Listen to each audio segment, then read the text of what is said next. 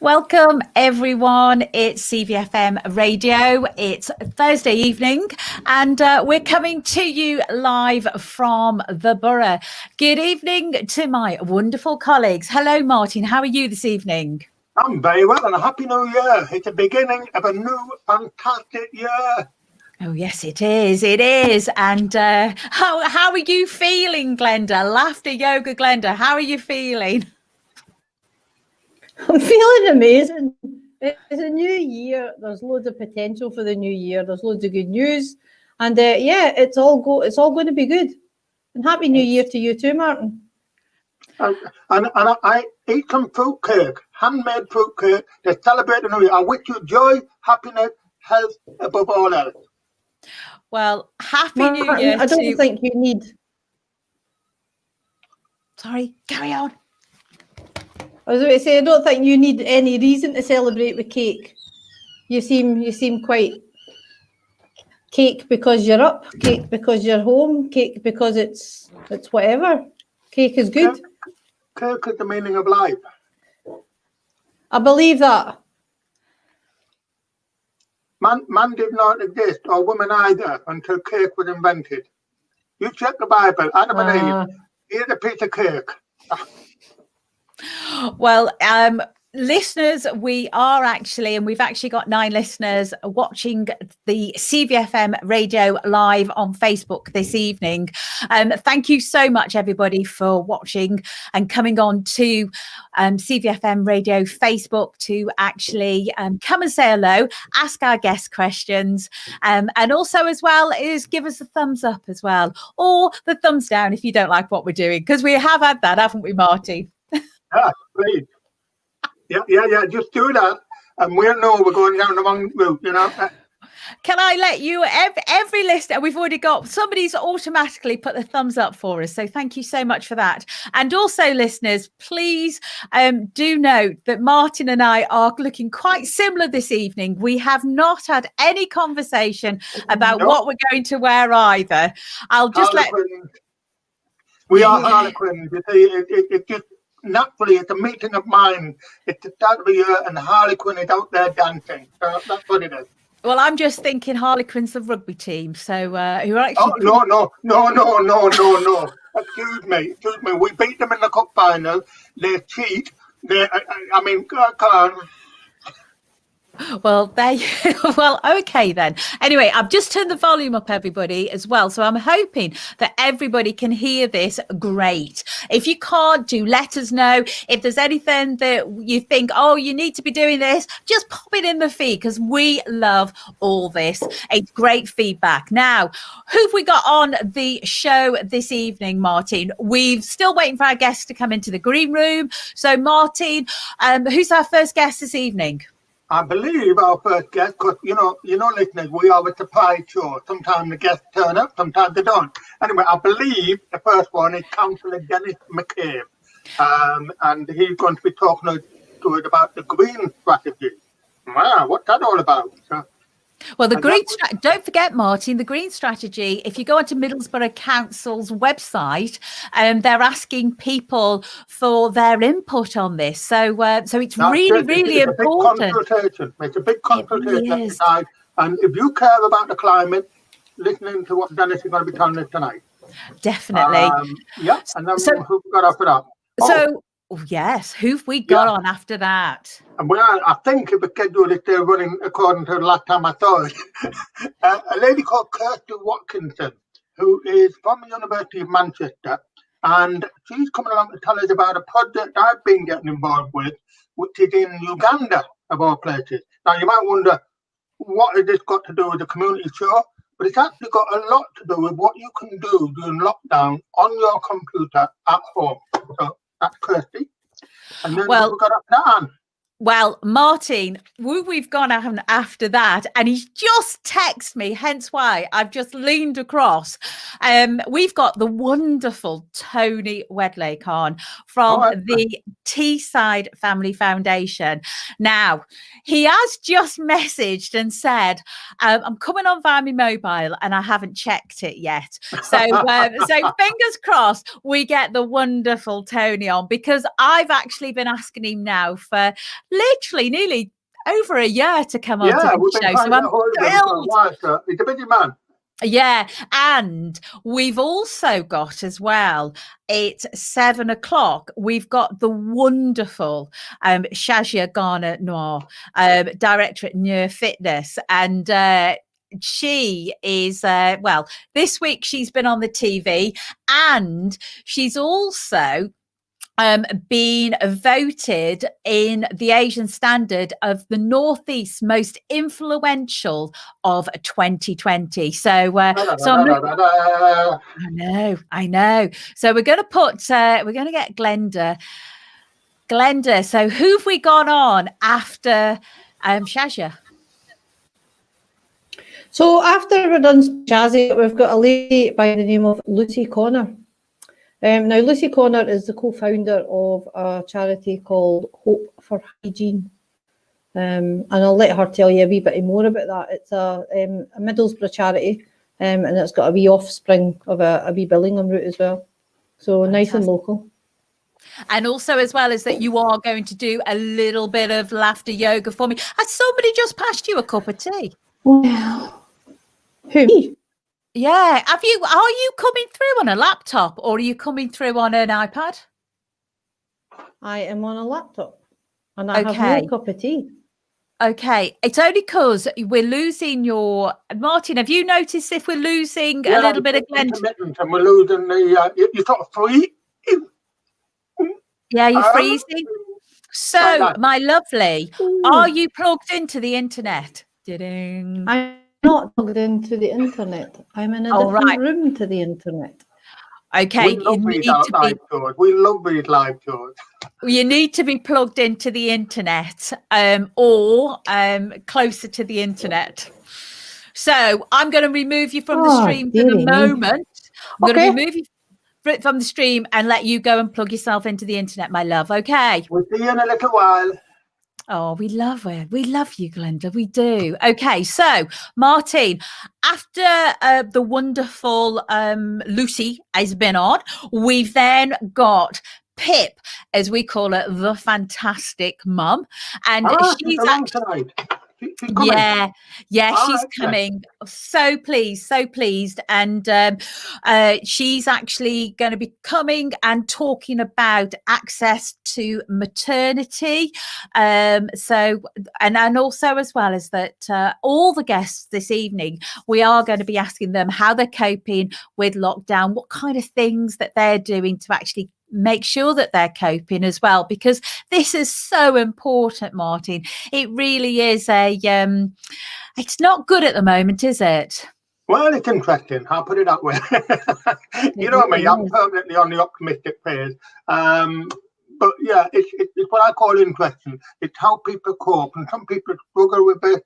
And yeah, out there is tons of stuff, particularly if you've got access to a computer, you've got access to the whole world. And you do not have to be on your own.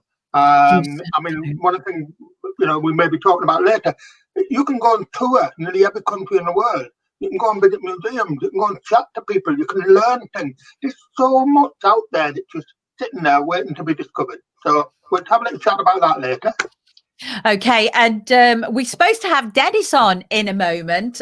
He's not come into the feed, which always worries me. So Dennis does this to it, doesn't he? He plays around in the background and then suddenly pops up, he might not actually. You try and find him. You try and find him. Well, I'm gonna just remove myself out. You carry on chatting to everybody, please. I will. Whilst I go and actually look. Okay, thank you. Well, and listeners, if you look, I'm really used to this. I go to a party with a couple of ladies, and both the ladies disappear off the dance floor, and I'm left on my own. It's quite normal. I'm quite used to this. That's because you play punk music, but I'm miming. We love you, Martin. And by the way, listeners, this backdrop is not my home. I really wish it was. So I'm just going to remove myself, and you're going to. What are you going to talk about? Oh, I'll talk about what I've been up to and what people can get up to. And here we go. Don't worry about that. You just disappear. Anyway. We were just saying a moment ago about what you can get up to. through the internet. And a lot of people are trying to set their New Year resolution to get fit and to get healthy. But one of the problems is, because of lockdown, you can't go out there and do things, but you can on your own. One exercise a day, get out of the house. And a lot of people are doing virtual challenges. Now, you know that Anne and I are part of, and Glenda are part of a group called CVFM Rulers, and we take up challenges. Well, a couple of us are doing one at the moment called Tommy's Challenge. And basically, this is to commemorate the retreat to Dunkirk. It was 150 miles. So, in the month of January, many of the people all over the world running, walking, cycling, doing something. The aim is to do 10,000 steps every day. 10,000 steps, which is a good, healthy number, every day until we get to effectively 150 miles, which is the distance the troops had to go to retreat to Dunkirk. Now, I would tell you, listeners, I'm having a bit of a rest day today because I've been overdoing it the last couple of days. And, I'm starting to feel my aches and pains. So that's one of the things you can do. Go on the internet, find a challenge. Some of them are only 3K, some of them are a walk around the block. But the thing is, it gets you out there in the lovely, fresh air. And you get to feel it, and you feel better. You see the birds, and you see the animals and so on. So, that's something you can be doing. Other things, and I hope some of you are going to message in, let us know what you're getting up to. Today, I went for a trip around the museum in Florence, Italy. Yeah, you can do anything you like. It was online, virtual. It's a fantastic. Oh, I can see somebody coming back into the group here. I'm rather hoping that Anne might have found the link to Dennis. You never know. I haven't listened. So I hope you're all staying safe out there. Obviously, these times are difficult. If you are feeling lonely, remember the radio is a lifeline to you. CVFM radio is on the air all the time, good music. Apart from me, great presenters. But, you can have one exception in there, So you can always connect into that. If you've got television, you can have a look and see what's good. What I would say to you is a bit of advice. Stay away from the news, but no more. Keep away.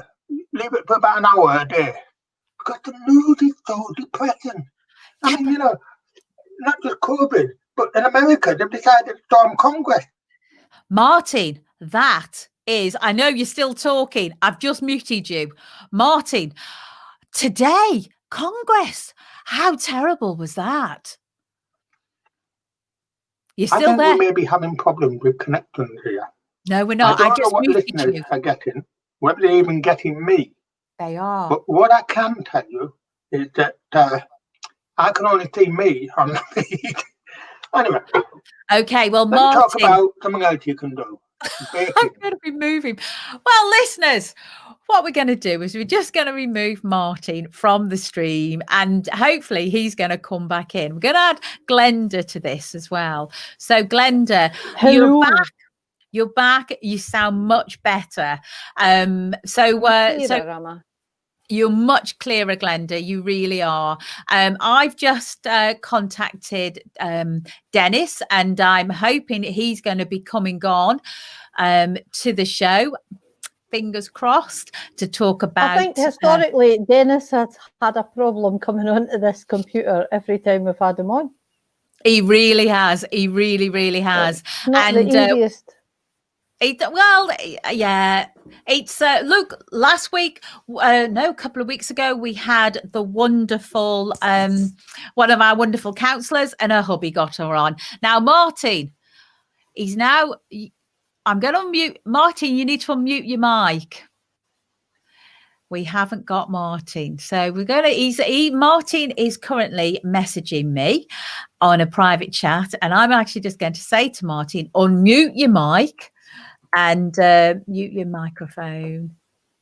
Okay. And we currently have Kirsty. She's got her mic muted as well. So if Kirsty can also unmute her mic as well, that would be brilliant. So we can get her on. Thank you, Kirsty, for unmuting your mic. Hello. We just need Martin to unmute his mic. Unmute mic. Else we'll be chatting to Kirsty ourselves. So, Martin. Hello, Martin. For listeners out there, hello, Martin. Unmute your mic. Unmute your mic. Unmute it. No, There you go, I'm Martin. getting a message that everybody can see and hear me. Yes, I don't you know if are. that's true or not. Yes, Martin, but they I can can. see two little spinning circles. I'm hoping my corporate dentist are joining me soon. Okay, well, what we're going to do is we're just going to remove Martin and we're just going to kick him out the feed. Okay, so he's just been kicked out the studio. Have a guess who we've got coming? You're going to be so impressed with this. Tell me. Look who's that man in black there. That is Dennis McCabe. Hello, Dennis. Dennis. How are we doing? We're doing well. Where are you tonight? I'm walking up my stairs. I've just got in. Have you just got in? So what have you got in from? Working in my son's loft. Well, there you go. Oh, what so you doing? He's working in. Been doing a bit of DIY. Excellent. Now, Dennis, how the country's on lockdown, Middlesbrough, we're all on lockdown. How are you coping, and how is that your local area coping? From a personal point of view, I'm fine. I've just got over the COVID myself, and the wife's just got over hers. My symptoms were a bit of a chesty cough, a bit of a sore throat, but a pounding headache, which I've had for 7 weeks now. I can't get rid of it. It's at the back of the neck all the time, you know, like a tension. But the wife was really poorly. She had a bad chest infection. She had about 3 doses of antibiotics and finally managed to get over it. We're there working on the COVID ward, on Ward 3 in James Cook. She's been on there from day one. She's had the jab. She's had 2 injections. She got a second one on Saturday. She's back to work today, and she was ill for about 3 days with it.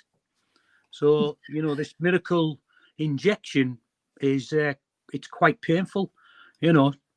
Well, I've heard this, Dennis, that because my mum, she works down in Stoke-on-Trent in the hospital, and there's people who've had the injection there. Some people have been perfectly okay.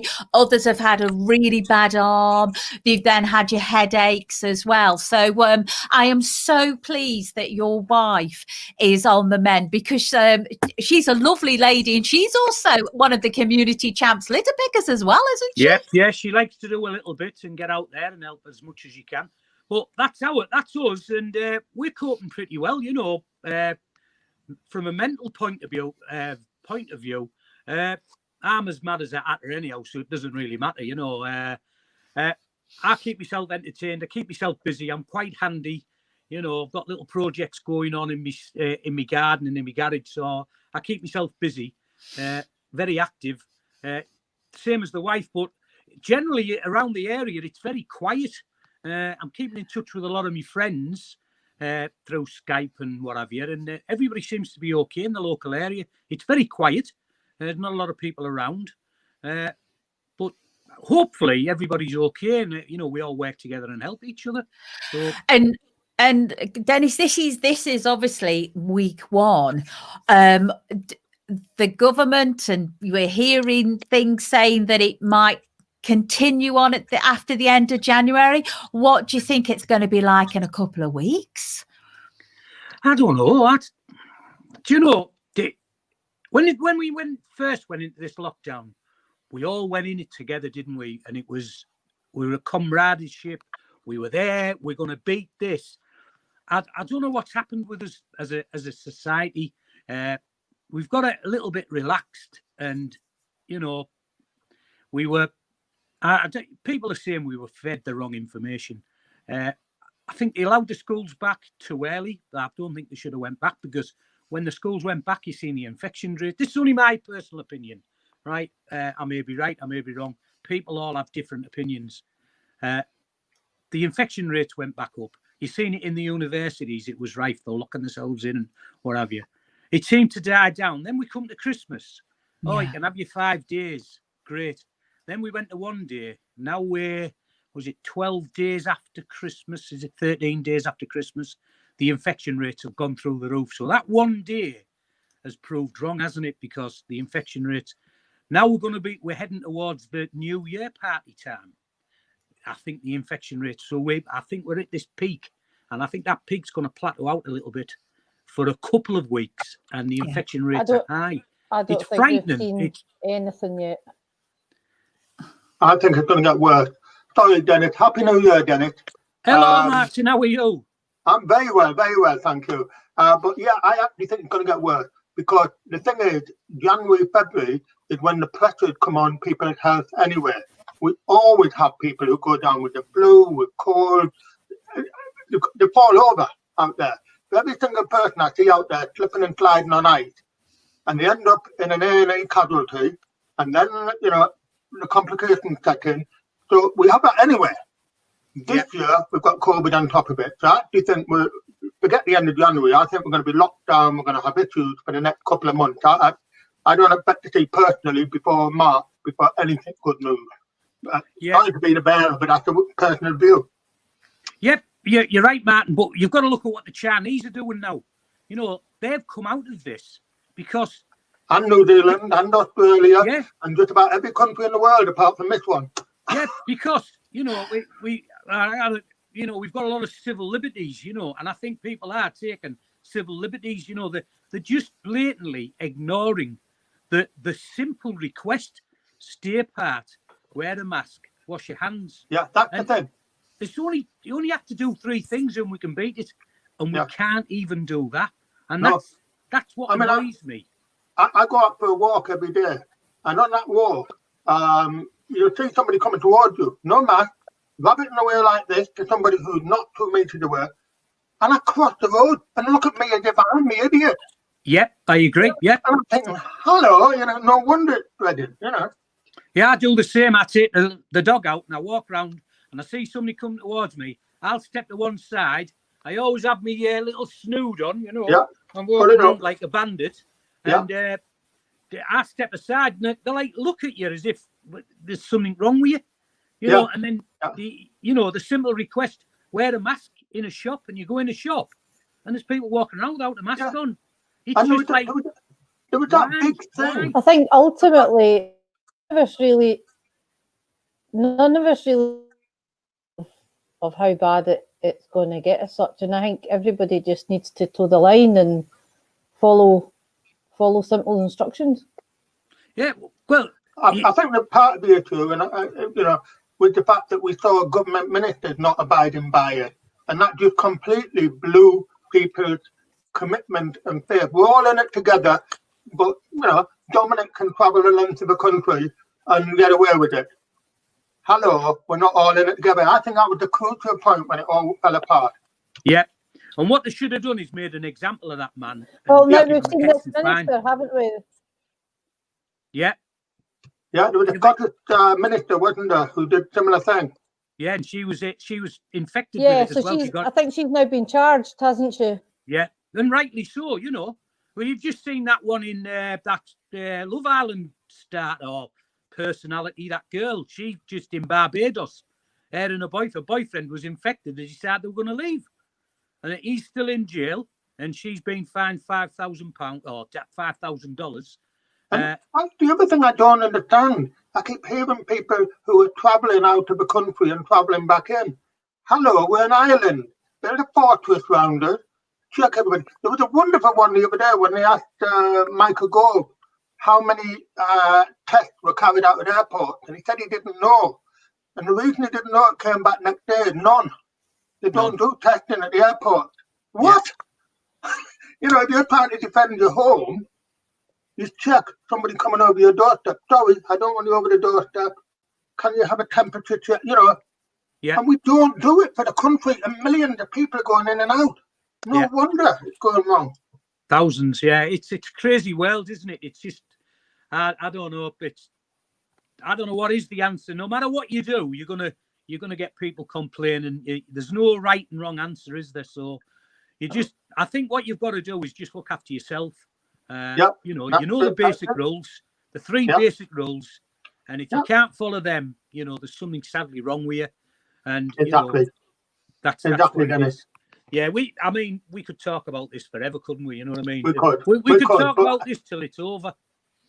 And beyond. Anne, come back now. Look, Anne, come back into the picture. Hello, Anne. Hello. I've just gone and got some more tea. I hope everybody's got tea. Hello. How dare you? How dare you? I've even got a flask.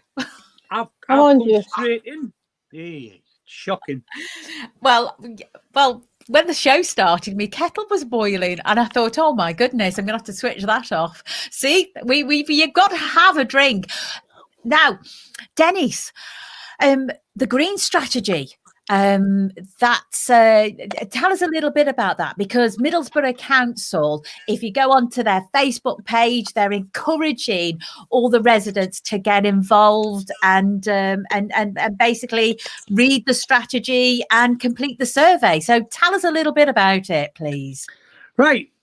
What happened? Obviously, there was an election just coming up 2 years ago, and the mayor wanted a new executive. So I applied, as with many others, for various roles and positions, and I put myself down for the environmental job. I'm a big green person. I think the world, I have this one planet living ethos where we've only got one planet. We haven't got a reserve in tow. We've got to use our resources accordingly and look after them for generations to come. I put in for that, and obviously I've been actively campaigning during my time as a councillor for green issues. So Andy gave me the role of executive for the environment. I sat down with the director, and we started going through everything what was there or not there, and we got these people in, and we're talking about improving the environment, and a green strategy come up, or the green policy come up, and it hadn't been looked at for over 10 years, and it was on a shelf gathering dust. So basically what we done, we took it off the shelf, had a look at it, and seen it wasn't fit for purpose anymore, because 10 years ago isn't where we are now. So we've sat down, was a team of us now meet once a month. We were meeting on a weekly basis, and we've got the strands of the one planet living, and don't ask me what they are off the top of my head.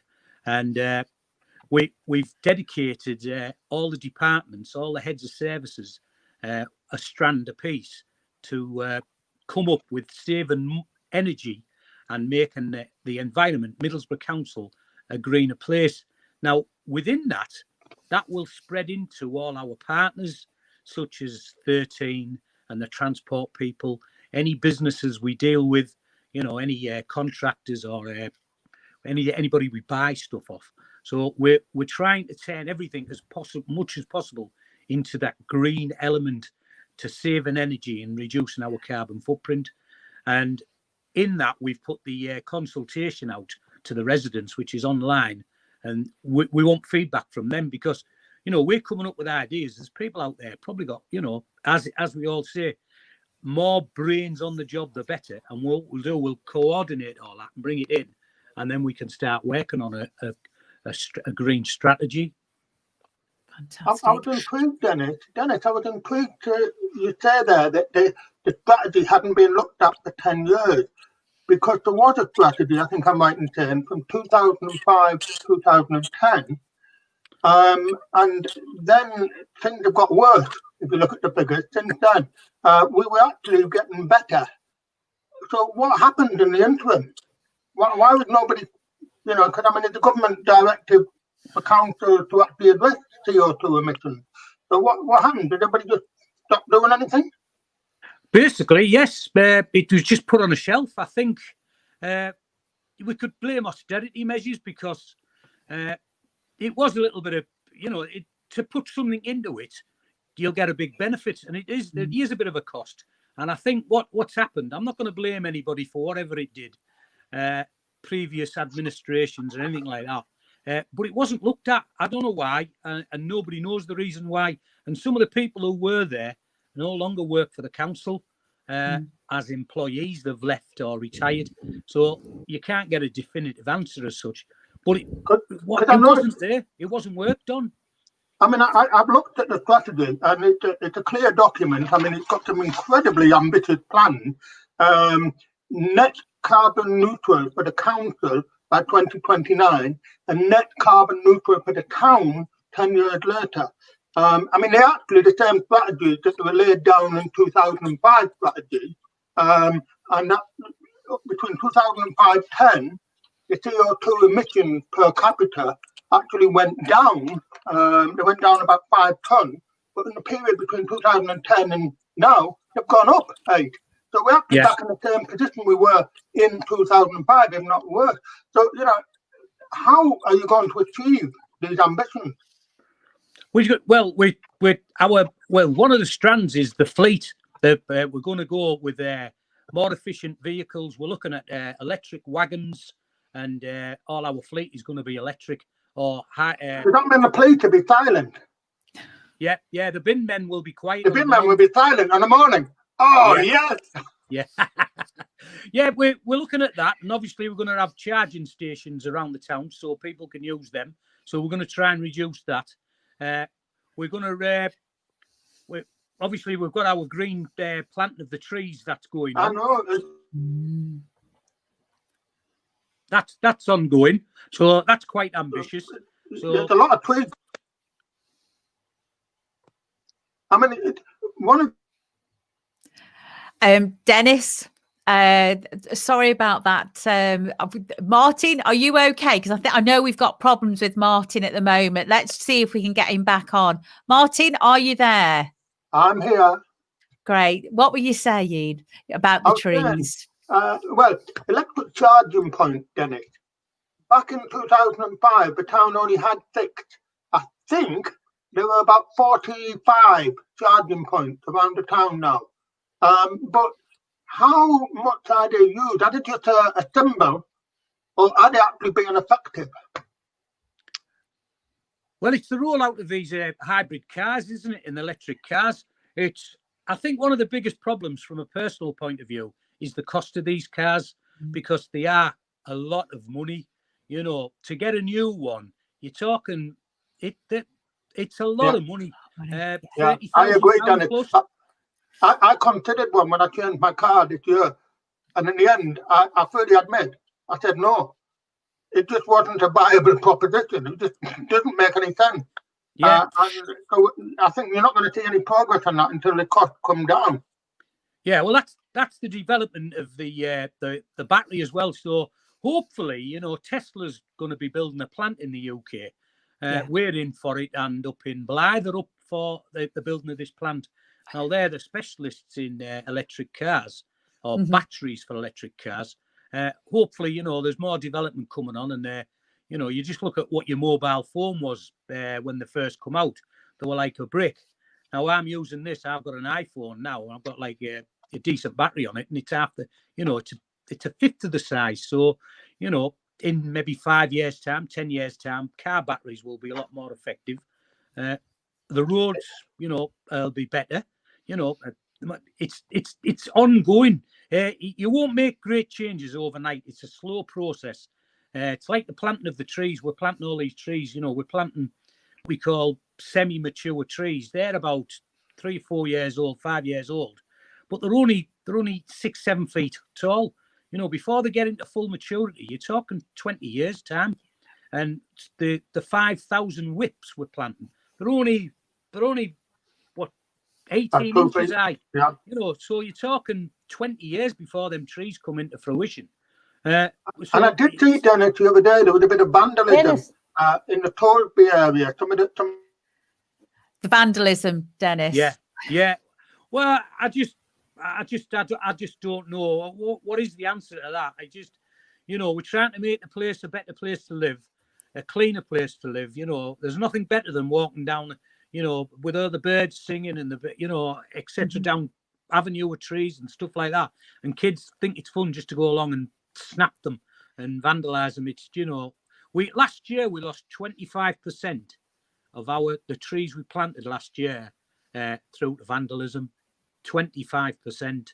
That's about average. So we're expecting to lose out of that 5,000. You know, we're looking at, you know, 25%, over 1,000 loss again. Wow. Which it's sad, isn't it? You know, we're paying for that. Dennis. You know, it's crazy. So, Glenda.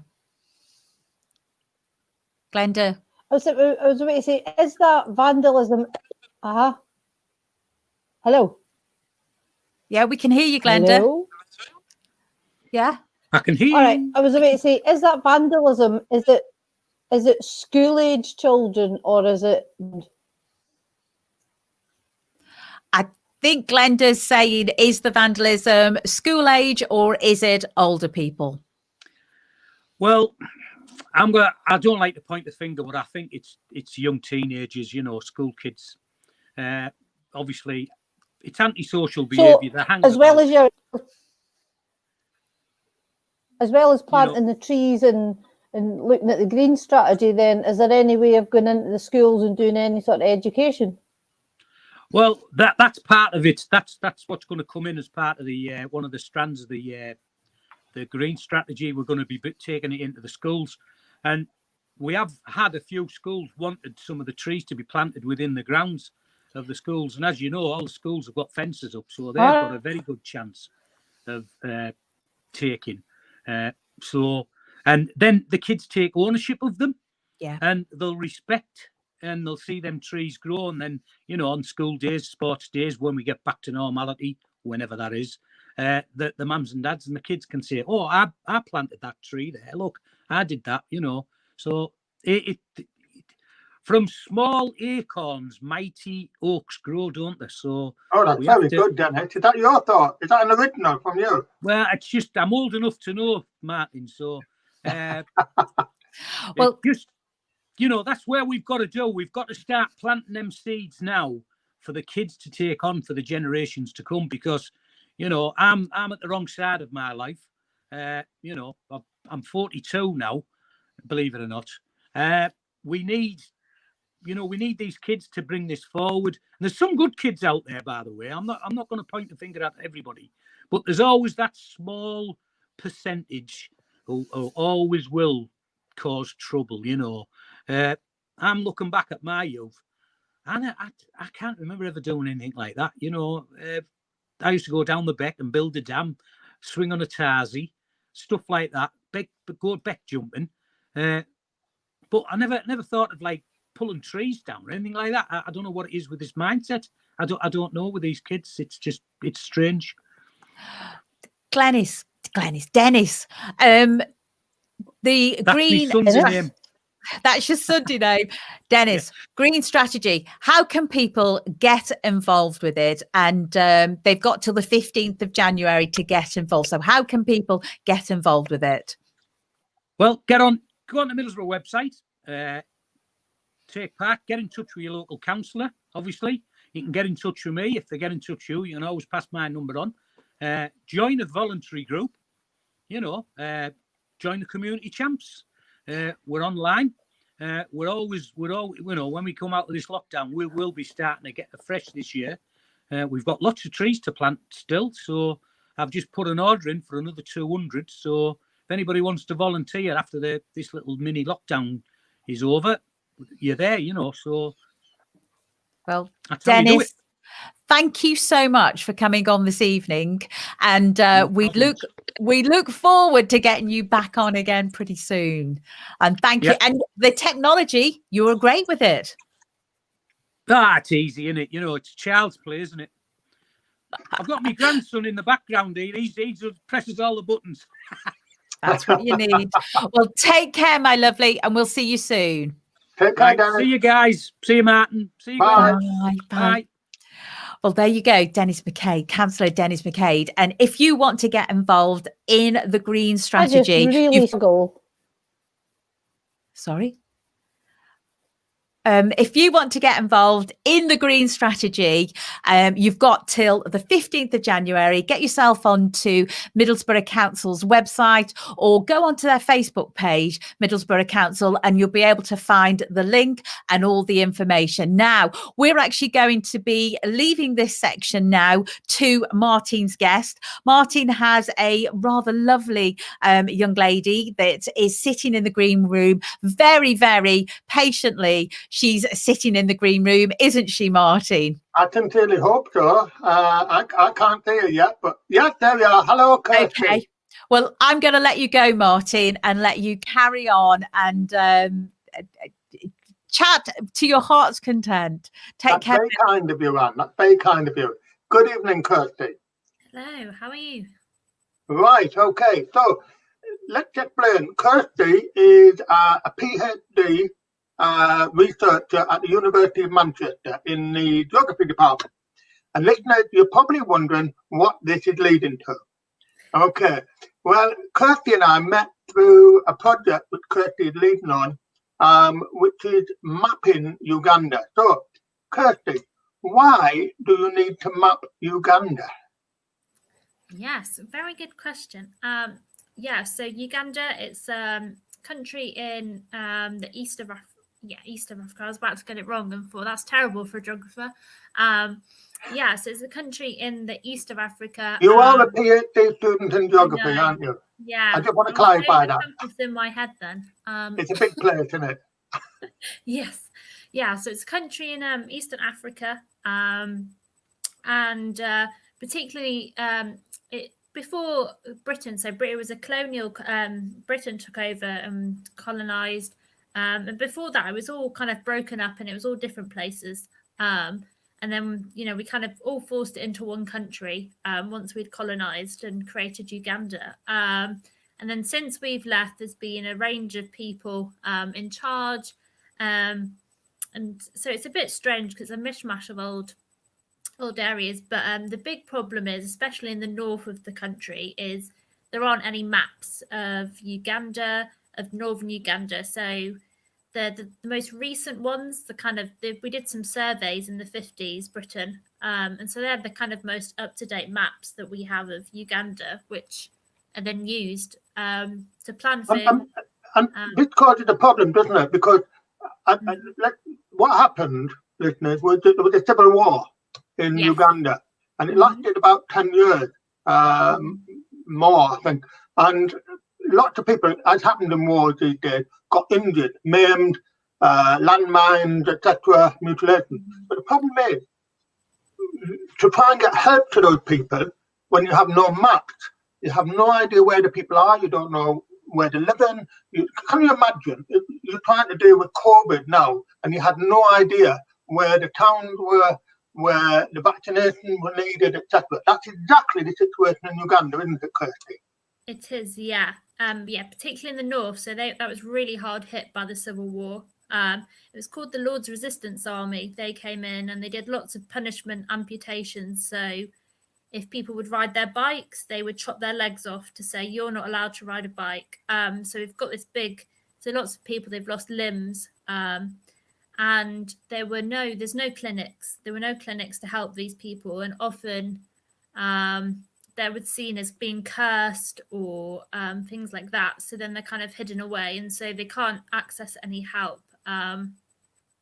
So the problem is there's no map. There's people that need help. There are people in the UK who are willing to help and set up clinics and provide prosthetics and so on. But the fantastic thing, you're coming to it now, is how this came about. Why the geography department in Manchester, and to be up there, why is me, sat at home in my bedroom, get involved with it? Well, basically, the way I put it is, I've been helping mapping Uganda. How? Using the home computer. So, Kirsty, tell me how. I sat at home. I didn't have to get on a plane. I didn't have to take my theodolite. I didn't have to go out to Uganda and measure along the road. All I did was sat at home in my bedroom with a cup of tea. And how did I do that, Kirsty? You used a very handy website called the Community Mapping Uganda website. So it's a website that my supervisor set up. He's called Johnny Hook. Yeah, it's a big shout out for Johnny Hook. Johnny Hook is a fantastic guy. He's done loads of projects. So a big shout out for him. Not least of which, if we don't mention him, Kirsty will be in trouble. So we mentioned him. Yes, we've mentioned him. We've got him in there, name drop. So he's set up this website. It's Community Mapping Uganda. And this website, it's really easy to use. There's really great instructions on there, videos. It talks through the whole process of mapping. So basically you get given a square that shows you an image of a satellite image of Uganda. And then it gives you an image of what is already mapped, and then you have to work out whether you need to do any mapping or not.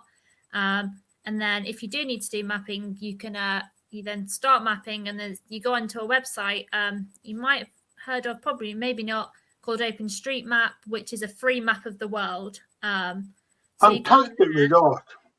It's a fantastic resort. It's basically, it's a map of the world, but there's nothing on the map in parts of the world. So you get a satellite image alongside it. And the great thing is I'm sat there zooming in a place I've never seen in my life, and I'm never going to, in all probability. And I see a little hut, and I think, and I look on the map, and there's no hut mentioned. Or there's a long building, and there's no long building. So it's dead easy, just mark it off on the satellite image, and it appears on the map. So when somebody goes there, and they're walking down the road, and they're wondering, is there anybody behind these trees? They look at the map, and there's a little hut, and that hut was put there by me. Yes! Yeah. Yay! So that is how, Kirsty, you are bringing people in from all over the place. And we've all got time at the moment. That's the one thing that we've got to help these people get help. But it's not just about the limbs, is it? Because it's got wider implications. I gather it's even picked up the COVID issue now, and how to get vaccinations out to people.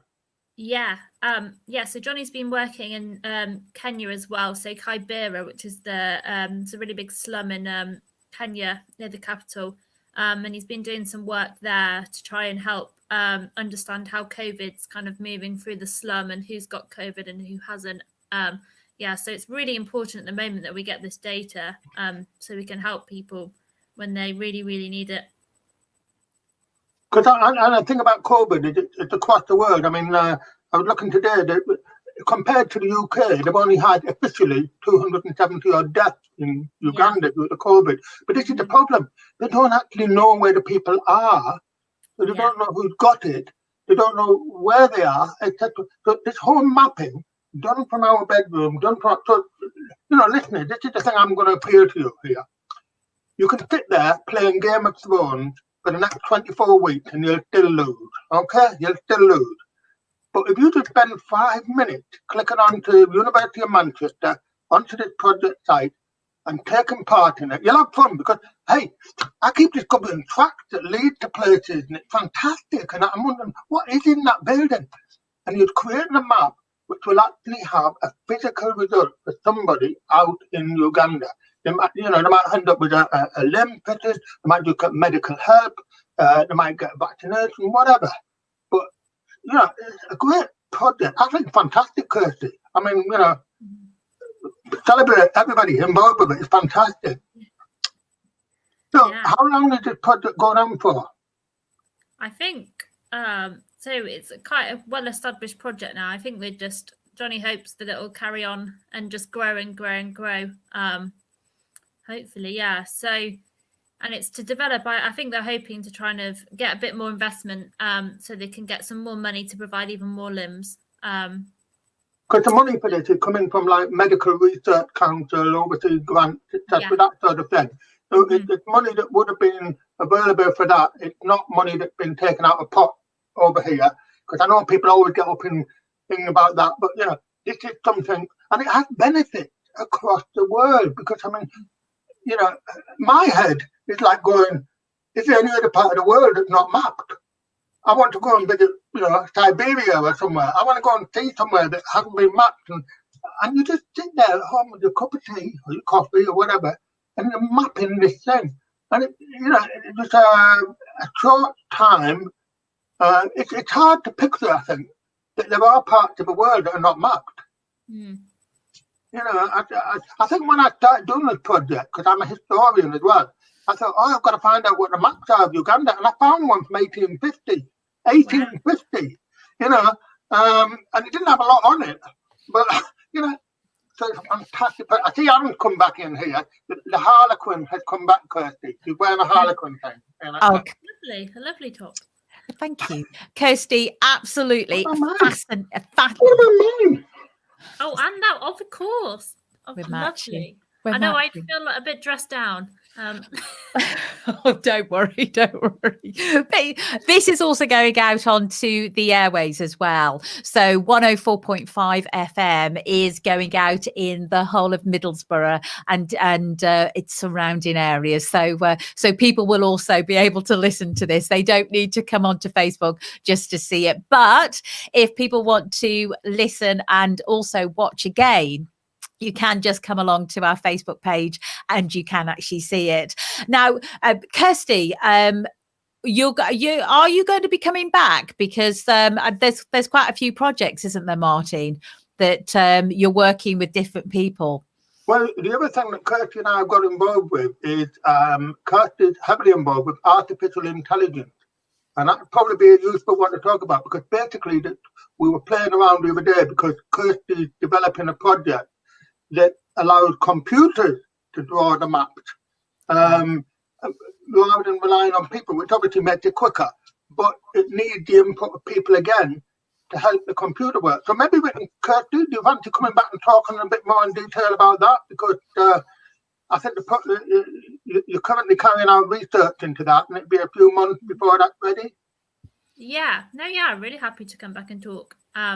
Come back, and hopefully I'll have an even shinier, more improved website by then. Yes, visit the website. We'll put the details up on our Facebook page. We'll put the links in there. And people get involved, have a bit of fun. Yeah, it's great. About every 50 huts should help to get someone a limb. So 50 is a great. What more do you need to know than that? Say that again, Kirsty. So every 50 huts you map, someone should get a limb. So if you can just do 50, you're helping one person. Brilliant. Oh, well, thank you so much for coming on, Kirsty. No, and thanks for having me. Oh, my pleasure. Well, we absolutely fascinating. And I'm going to be having a chat with Martin at the end of this because I think there's some other things that we can actually do to actually help get that message out there as well. And especially with lockdown and people are looking for different things to do as well. It's such a great idea. So thank you so much for coming on. No, thank you. Kirsty. Thank you. Bye. Take care. You too. Bye. Bye-bye. What a fascinating young lady, Martin. Oh, it's wonderful. And I'm delighted to have got involved with it because I'm now making time, an hour a day, a couple of times a week. It's great fun. That's the point. It's fun. Sat at home in lockdown. People talk about how difficult it is. I'm sat there looking at the country thousands of miles away. It's brilliant. Anyway, have we got any more guests? We have, and our guest has come in the stream, but I do want to actually say a special thank you as well and a hello to Andrew Coates, David Spence, Miles Sketchley and Les Weller. They've actually, they're currently watching the show as well, and they've given us a thumbs up. So our next guest, I am absolutely thrilled to have our next guest on the show. We've been trying to get him on now for over a year. When I went along to the Teesside Family Foundation ball, which was just wonderful. And huge thank you, Tony Redlake, for coming on this evening. Oh, I must get. Oh, yeah, we've got him under mute. There you go. You're off mute, pet. Are you all right, Anne? Oh, well, thank you. It's all right. I put you on mute because I think you were moving your phone up and down, weren't you? Yeah, I was trying to get it in the right position. That was all. Yeah, get the best spot. Get a good look. Get a good look, Tony. That's the whole point. You've got to look good. I want to know, Tony, let us in on a secret. Anne came along to the foundation ball, and then for months she's been trying to get you on a show, and you've been eluding her. Was it something she did at the ball that night that you... Has she blotted a copybook or something? No, it's just I don't know, just probably hasn't been the right opportunity, I would think. So I think you're a busy man, aren't you? You're a very busy man with the foundation. Yeah, we're busy, that's for sure. Yeah. So, Yeah, because Tony, do tell everybody a little bit about the family. Well, basically Teesside. I absolutely love this Teesside Family Foundation. # we look after our own. Tell everybody a little bit about it. So this is the 5th year now of the Teesside Family Foundation. We started off as 2 fundraisers, raising funds to help our own on Teesside, doing small, giving out small bits of help. And then in 2018, we became 4 of us, and we aimed for charity status. And in 2018, we got charity status. We bought our first holiday home, which has had around about 100 families use that for free at Primrose Valley. And we raised in 2018 over £100,000.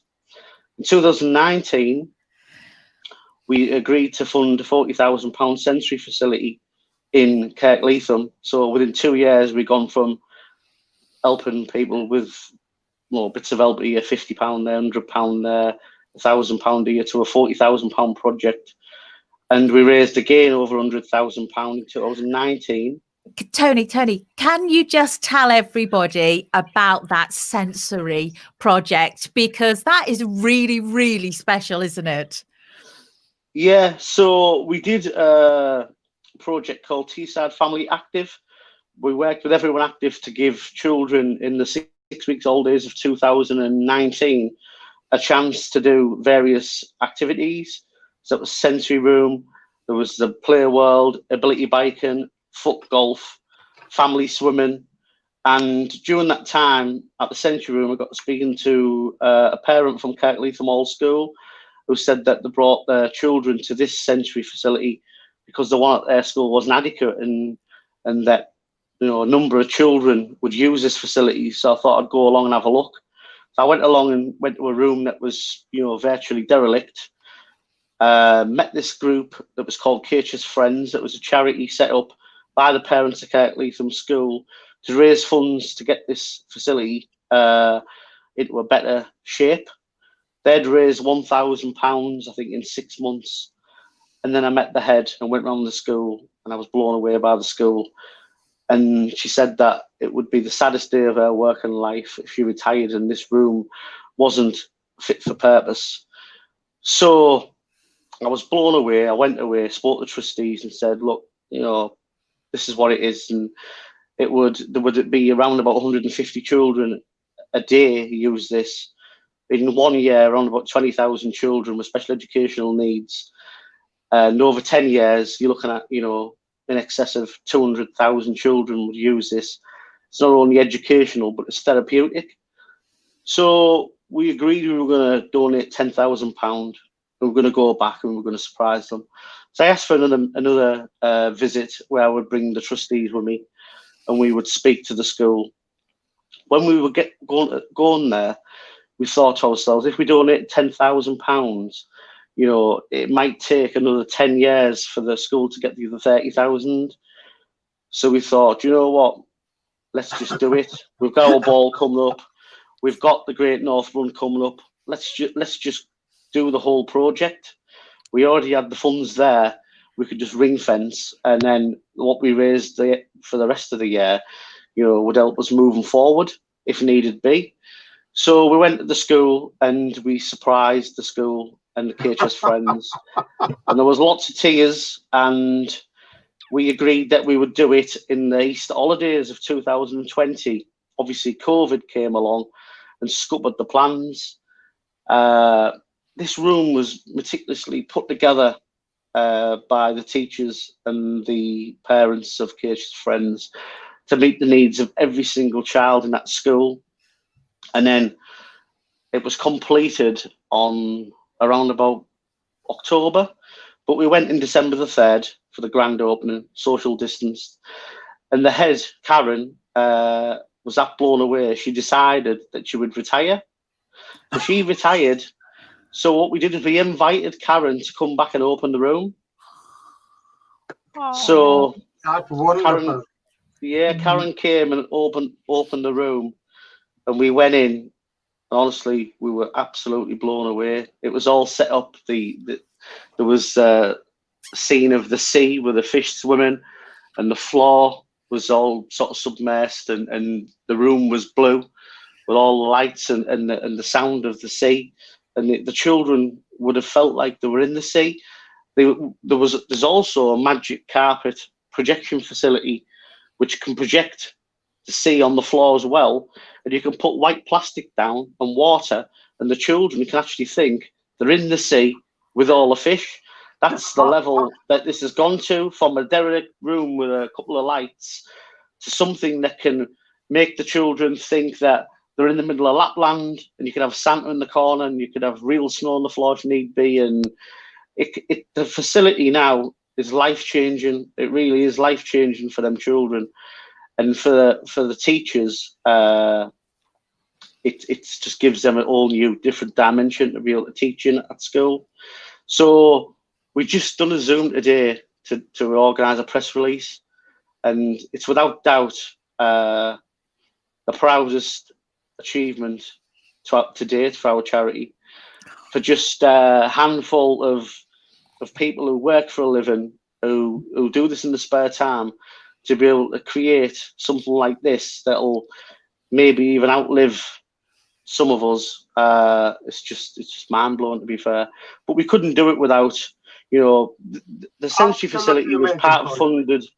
Yeah, the sensory facility was part funded by Cleveland Cable, and also everyone who supports us and everyone who come to the ball and come to our events and run for us. It's all down to everybody. It just shows the power of fundraising, because that's all it's about, the power of fundraising. And as you say, it's people in Teesside who are helping people in Teesside. It's our people. That's what it's about, isn't it? Yeah, so, I mean, our big stipulation is that anybody who we help must live in Teesside. Since 2017, I think we've raised somewhere in the region of £300,000. So we've done pretty well. But the team we've got together. I love your understatement, Tony. We've done pretty well. Yeah. It's mind blowing what you've achieved. Absolutely mind blowing. And all.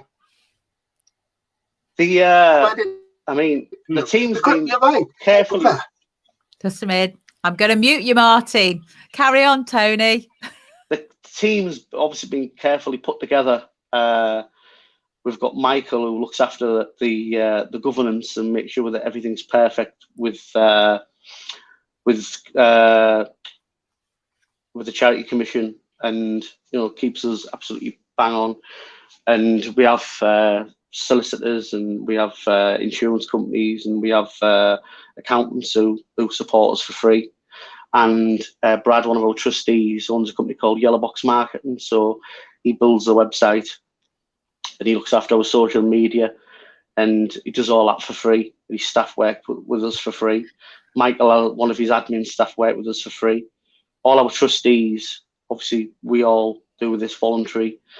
We don't have any office costs. We use one of Michael's. We don't have any costs for expenses. We don't claim expenses. We use our own fuel, and so we're quite a unique charity in that somebody donates £10 and they want it to go to somebody on Teesside, then that £10 will go to somebody on Teesside, and that's what we set up right at the beginning, and that's the way we'll always continue. We're not a funded charity. We've never had any funds from bid writing. This pandemic could have caught us out quite a bit. That we've had to cancel every fundraising event for 2020 You know, I think we had one at the start of the year which raised around about 4,000, and we had a cyclone one September that raised 4,000. Apart from that, it's you know, other people raising the funds for us, and we've got to take a big, massive thank you to local businesses, because honestly, local businesses have stepped forward and helped us in 2020, and we've raised quite a bit of money, and it's only through local companies and local people getting involved. We've never stopped anything at all in 2020. We done loads during COVID. I couldn't write it all down, honestly. We've done that much. We supported so many local groups that have set up to help people as well. And I couldn't be more proud of the team for what we achieved right through the pandemic, and the amount of, you know, thousands of people that we supported. And then moving forward up until December was just mind blowing. How we achieved it was beyond belief. But I mean, it started with the opening of the Century Room, and then we delivered 3,500 selection boxes to local schools and community groups with Santa and bought a skateboard and elf. And then we unpackaged, wrapped and distributed 1,300 toys to Teesside children. We funded, with the help of local companies, a £15,000 Smith's Toys 24 Days of Christmas. It was where 72 children from 72 families went to Smith's Toys every Sunday leading up to Christmas, and they had decorated trolleys, and they went round and filled the trolleys with all the toys that you can only dream of. We worked with Pip, disabled mum, and Middlesbrough Reeds, and helped 1,000 children get 1,000 books with Santa and 10 elves. And then we've been working with Stay and Put Agency and Aging Better Middlesbrough. We've probably delivered around about 30 winter warmth packs to Middlesbrough old age pensioners. We've probably given out around about 40 Christmas food hampers to Teesside families in December. And we purchased and give out loads of winter clothes to Teesside families right through December for children to wear in the winter and Christmas. 24 families attended our Teesside Family Foundation funded family bubble experience at Sunshine Wood over 5 days through December. We donated a wish list of toys to Butterwick Hospice in December, and we carried on with a random act of kindness treat right through December. We tried to complete all our applications for assistance that we'd agreed to do in December, and we worked with Tesco to give 20 families 20 luxury food hampers for Christmas. We gave out 20 Christmas Eve packs on the 23rd of December, and we donated hundreds of toys and delivered them to North Tees Hospital and James Cook Hospitals on Christmas Eve. We worked with another company and gave out 5 luxury Betty's hampers to 5 amazing people on Teesside. And the last thing we done was on Christmas Eve, we worked with McDonald's and we distributed 10 families with Christmas Eve boxes of family McDonald's. And then we decided that we were going to have a little break over Christmas. You know something, I just find this, like, everything you do is just unbelievable and so humbling. It really is humbling. Tony, I know you're having a break at the moment, and I know Martin's there in the background. He's clapping as well. Tony, obviously with COVID now and the lockdown, what are your plans for January and February, and how can people get involved as well? Yeah, so I mean, we're still applications for assistance are open. We're not closing down with them. So if people need help, they can apply through the website for applications for assistance. We're still here to help. We're still working with Aging Better Middlesbrough and Stay and Put Agency and delivering the winter warmth packs. We've just been sent another list to distribute over the next week. The Primrose Valley Holiday Home will be taking bookings for that from February. and that's open. Hopefully, we'll get 65 families there this year. But basically, it's COVID is the big thing, and when it's going to open and when we're allowed to get families in there. We're still supporting people with specialist equipment. You know, we've give out specialist wheelchairs, electric wheelchairs, specialist buggies right through the pandemic. We're still funding some of them, and still supporting grassroots sport. We're still carrying on with the random act of kindness treats, 1 or 2 a week we're doing. I think we've done about 50 in total since that project started during the pandemic. And some things are on hold, like the Middlesbrough Football Club season cards. We have 12 where families go and enjoy the experience, but that obviously can't happen due to COVID. But yeah, we're still here, and we're still going to be helping people. The only worry, I was speaking to Michael this morning saying that, 2020, we were lucky that we got a lot of companies who carried on to support us, but we're moving into a new year now, and we don't know where we're at with events. You know, we've got the Great North Run, which we've got 20 places for, and then we've arranged our ball for the 3rd of July. You know, but that might have to be moved back. We're not sure yet. We haven't even looked at golf events and running events and walking events yet. We usually give ourselves a couple of weeks, you know, where we're not thinking about events, and we're doing more reactive. So, you know, if applications come in, we'll react and help. But come sort of mid to back end of this month, we'll have our thinking caps on and start thinking about events and looking at dates and hoping that we get some normality. And fingers crossed, local companies carry on supporting us and we can carry on doing what we're doing. You know, we dedicate to the people of Teesside and helping the people of Teesside. We've got lots of time to give, but we've only got so much funds that we can use, and you know, without the funds, we can't do what we do, and that's how it is. Oh, well, Tony, thank you so much for coming on. And will you come back on and update us, etc., whilst we're in the lockdown? Because yeah, cool. we're huge supporters of what you do, and of course, all your trustees do as well. And thank you so much for coming on. Well, yeah, well, I'll try and see if I can get one of the other trustees to come on next time if you want. Oh well, we've had Jill on. Jill's been on. Jill's been on. We'll try and get Michael on or one of the other trustees. Yeah, that'd be great. Well, you take care, my lovely, and thank you so much. And a huge thank you from everybody who has benefited from all the wonderful things that the charity has done for Teesside. So thank you. Well done. No problem at all. Oh, no take care, my lovely. Oh, I've lost him. Oh, what a lovely. I know, we've got you instead. Well, what a lovely man, Martin. He was fantastic, wasn't he? I mean, you know, it just became a list after list of all the things. He said, we've not done much. And then this list went on and on and on. Any one of those projects would be worth a round of applause. Absolutely amazing. Oh, and we are running a little bit late, so I apologise to all our guests that are sitting in the green room. And we have our next guest, the director at Newer Fitness, Shazia Garner-Noor. And she's also, this week, it's been announced, and we're just putting you at the top, one of the Northeast most influential of 2020. Good evening. Good evening. How are you? You all right? Oh, I'm well, thank you.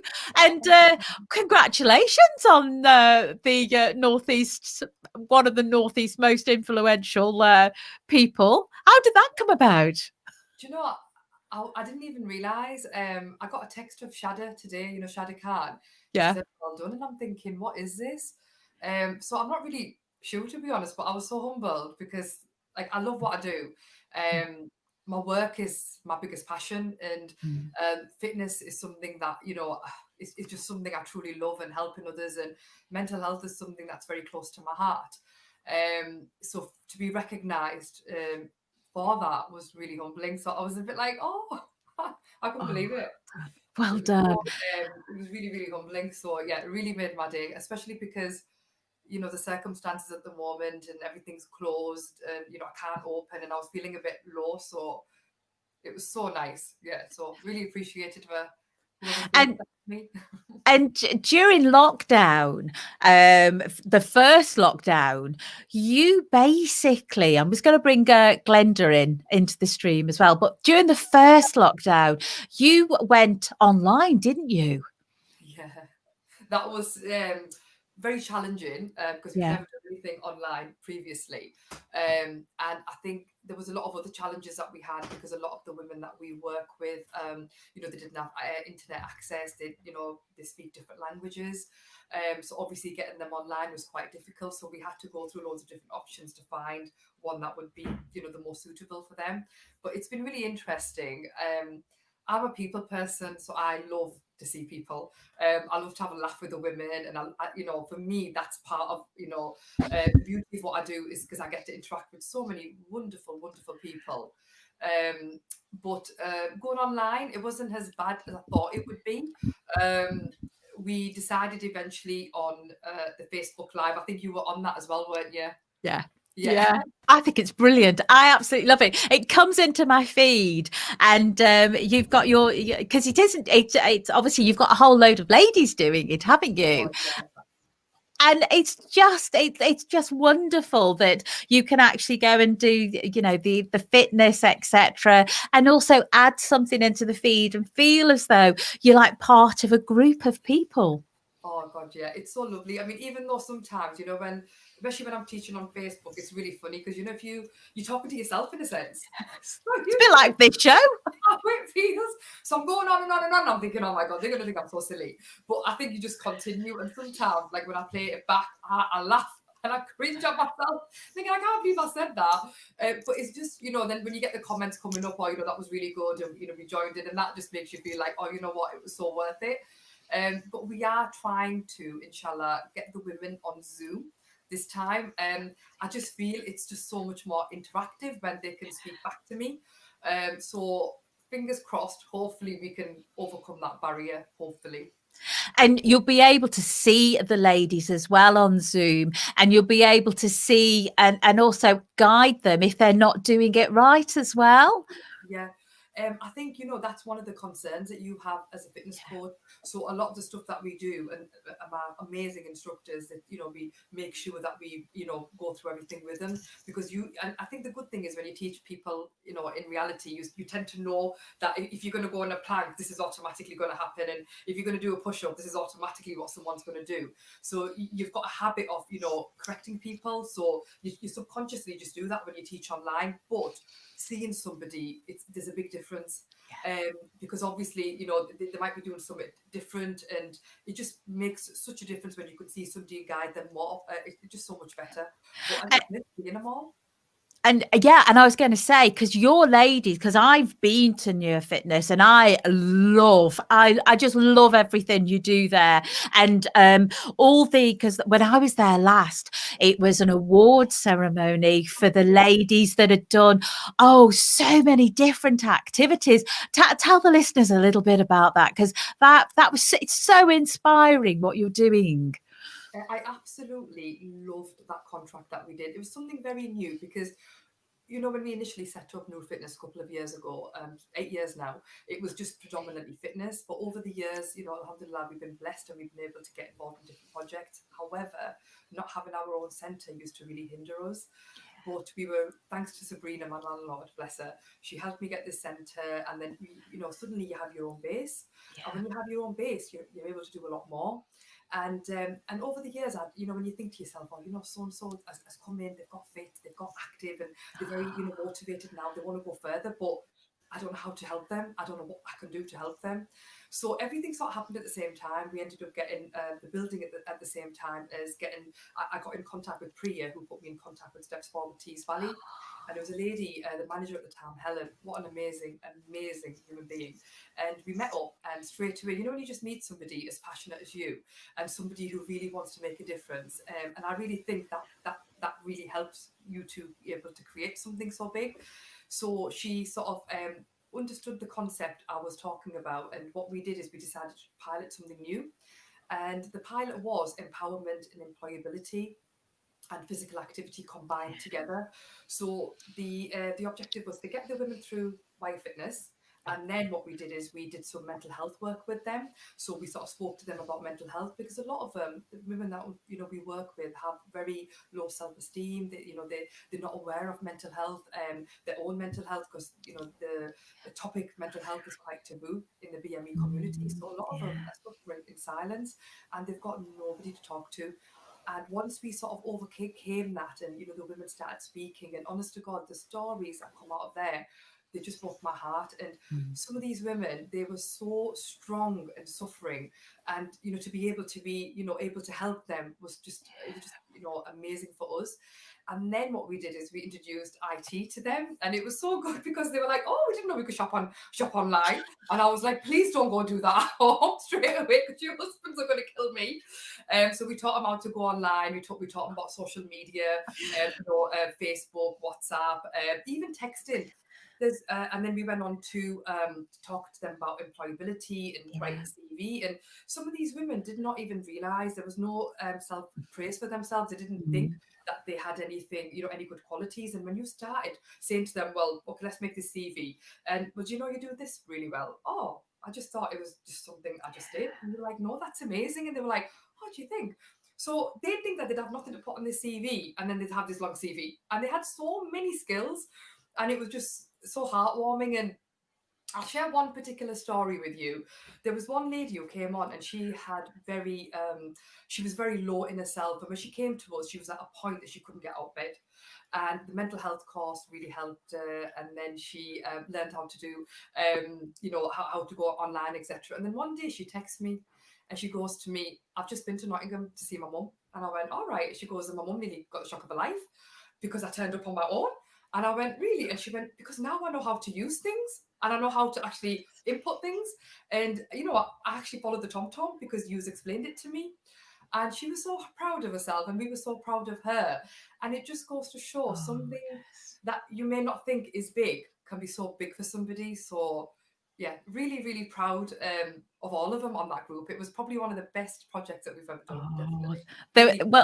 There was lots of tears when, and it was like so emotional just seeing all the ladies, and it was just a really, really inspiring day to spend with them as well. But the one thing I thought was really good was that they were able to, because you'd covered Facebook, they were able to see what their children were looking at, and also to be able to advise as well. And so that was really important, that yes, the employability aspect, but there was just so many other things that really enriched them that they didn't know about. No, it's like, when we started talking about, interview skills, and, some of the women were really keen. They wanted to go on to employability. Yeah. So they were like, "Well, we want to be on the course, but we don't really get how this is going to help us." And then when we said to them, we said, "Look, when a child needs to do something, who do you go to?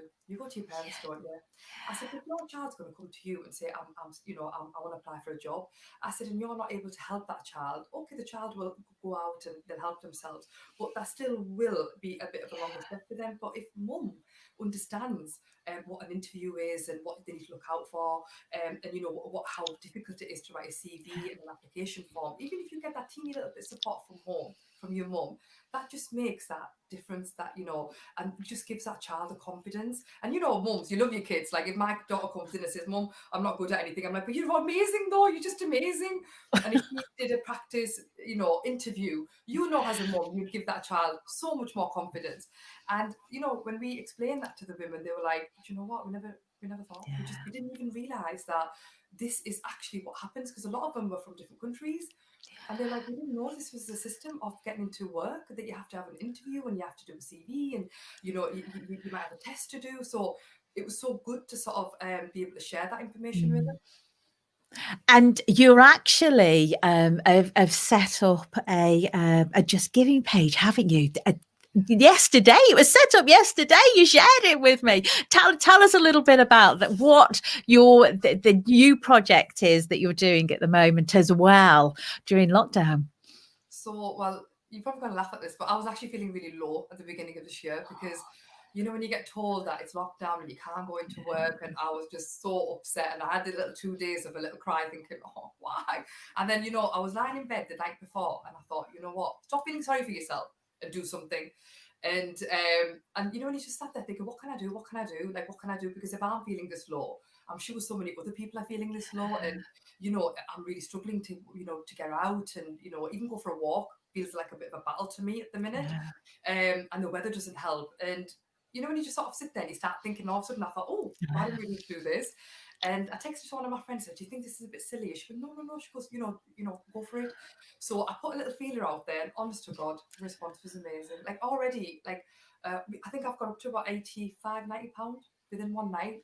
And you're just like, oh my God. And people are so excited. And, you know, I've got to set up the page tonight, the private group. And, you know, the people at Teesside are so amazing. You know, we do live in a very, very charitable area, something I feel so proud of.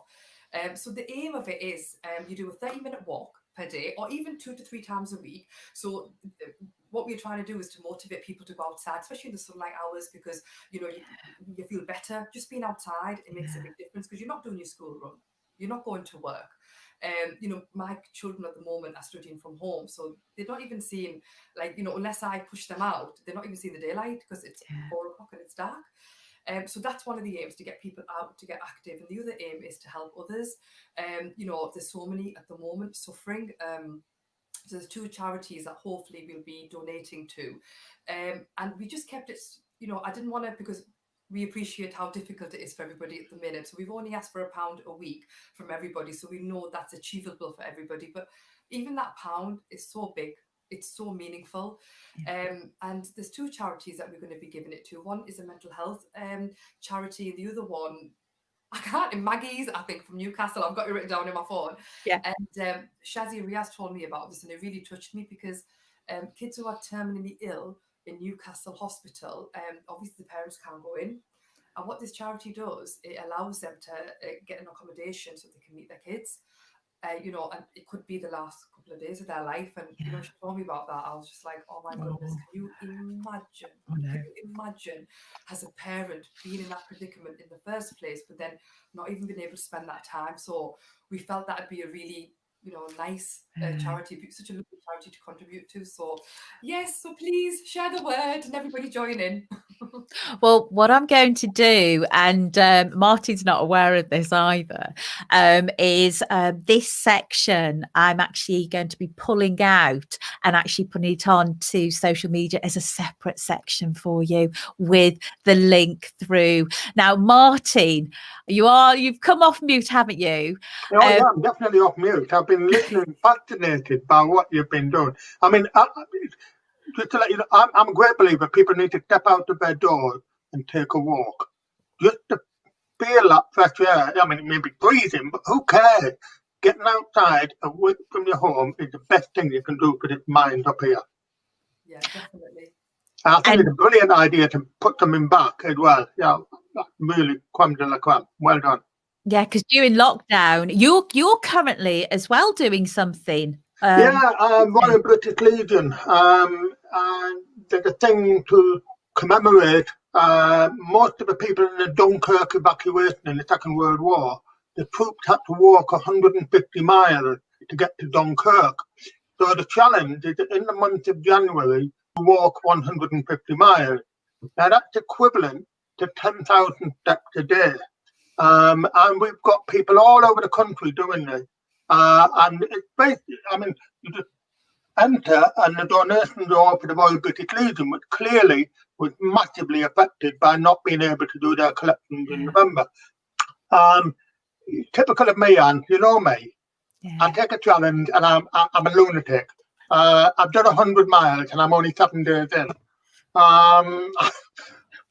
Sorry, you know, I mean, but we're also getting a perspective on the history. Some of the people who are doing the walk are carrying 80-pound bags packed on their back, you know, like the soldiers had to do. Wow. I'm not that stupid, you know. I've got no problem with the dog, you know. So. Martin, I would do that. Martin, do you think they're actually doing that because they might be wanting to go into the Royal Marines or something like that? Some of them are. There is a young 15-year-old lad who is he came on and he very hesitantly said, I'm going to put a pack on my back, and he's going to do the walk. I don't know what I can do. And the great thing was, because it's online, all these people came in and gave him advice about his footwear, about how he should rest, how he should eat, all that stuff. And one of them, I noticed, had even come in and said, is he applying for the Army College at Harrogate? Let me know if he is. You can see where that's going, can't you? Oh, Shasha, before we obviously we say goodbye to you, how many ladies have you actually got signed up to actually do the walk with you? I think the last count that I did, I think we've got about 35. And Wow. I haven't gone through it yet because I've been so hectic today. And then I took my daughter on this really mad walk in Gisborough for about 3 hours. That was a PE lesson. I said, that's your weekly PE lesson in one day.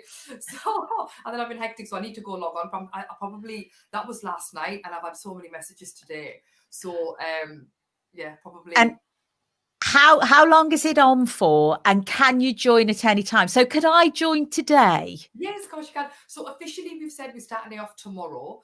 So tomorrow's the official date. But what we've said is whoever wants to join, whenever they want to join, just join in. And there's a GoFundMe page, which I can send over to you. And we've just thought it'd just be easier and more transparent for everybody to sort of be able to donate. So the GoFundMe page is set up, and you can join at any time. They need to send me a message, and then I can add the name on. And yes, anytime anybody wants to join, we would love to have you. We are gonna do a Zoom, send a link once a week to say, look, if you go on the walk, you could just go onto Zoom, and whoever's on there at that time, and we've said try to check in or take any photographs, because I don't know if you've seen where I went today. The snow was incredible. It was beautiful. So sometimes even little pictures just inspire other people to want to think, oh, well, you know what, maybe I might have a little walk because I didn't realise how lovely it was there. And it just makes you feel, just sunset, it just makes you feel so much happier, doesn't it? And how long is the walk on till?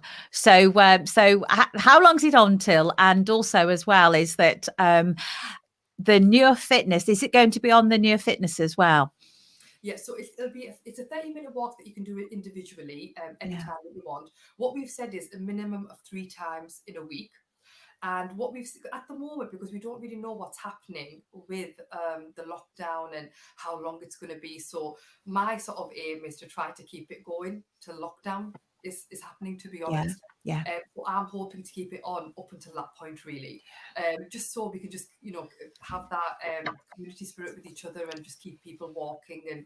And what I will be doing with the funds, though, I'll be donating them monthly. Yeah. So at the end of January, we will make a donation, and then we'll start again in February, and we'll sort of kind of see how things transpire over the next couple of weeks, depending on what's going to happen. Oh well, I'm going to take part in that, so I'll be able to update our listeners on a weekly basis as well for you, because I just think it's brilliant, and 2 fabulous charities as well. Will you come on again in a couple of weeks' time and just chat about how things are going and how also yours and how things that you're doing to help your mental health as well? Yeah, of course I would. I'd love to. Speak to you, Anne.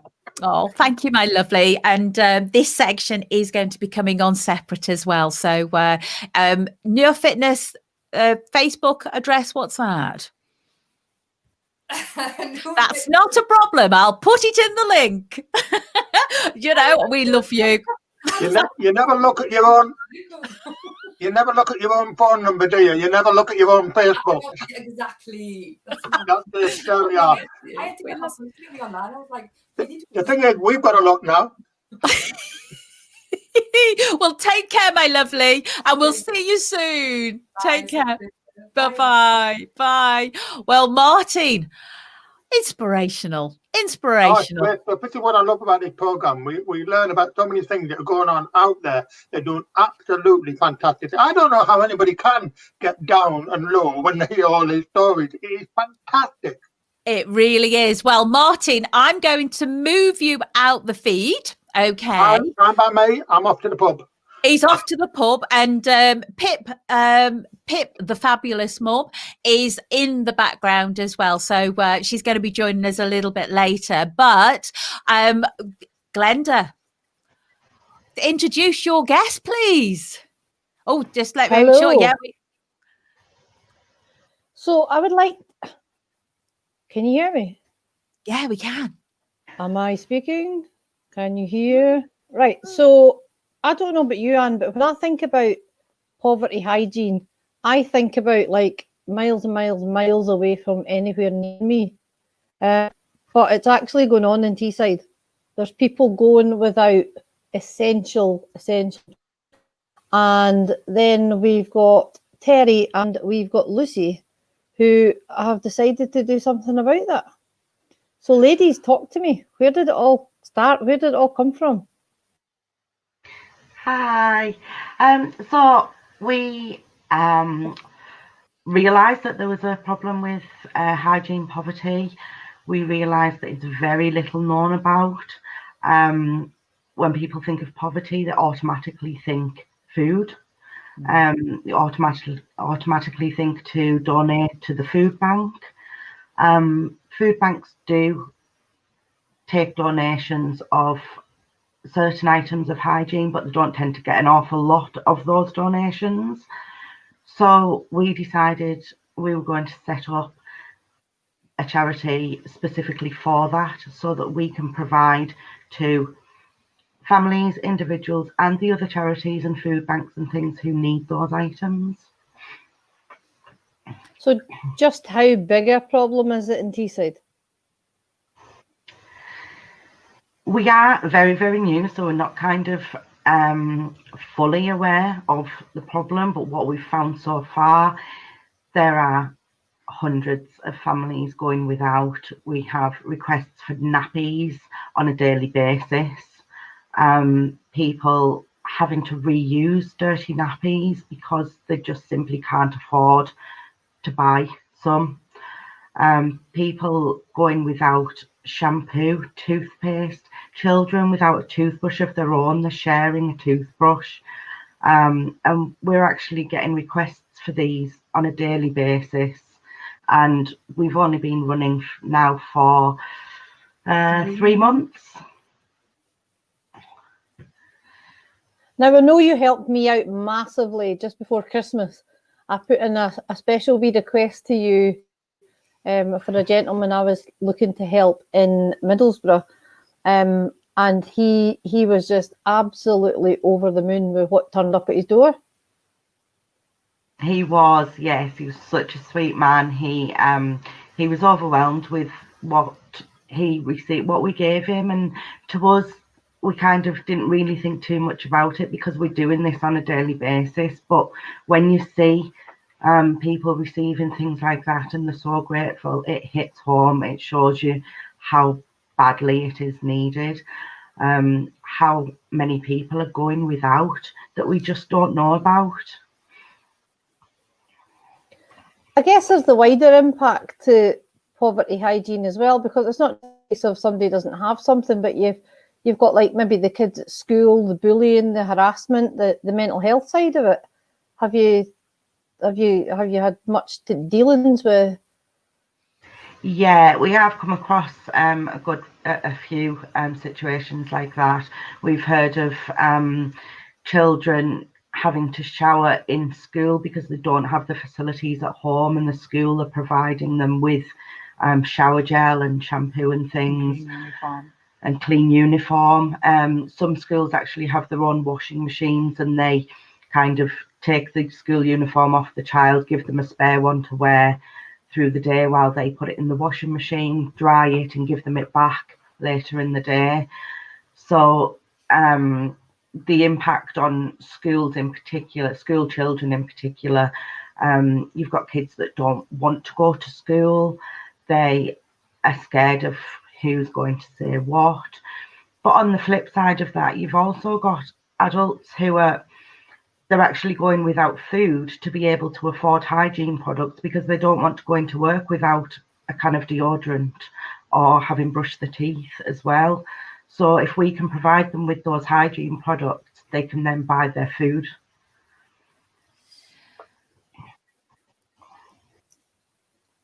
It's just, I actually find it really, really difficult. I don't know about yourself, Anne, to imagine not having those essential items that you almost just take for granted. They're just there.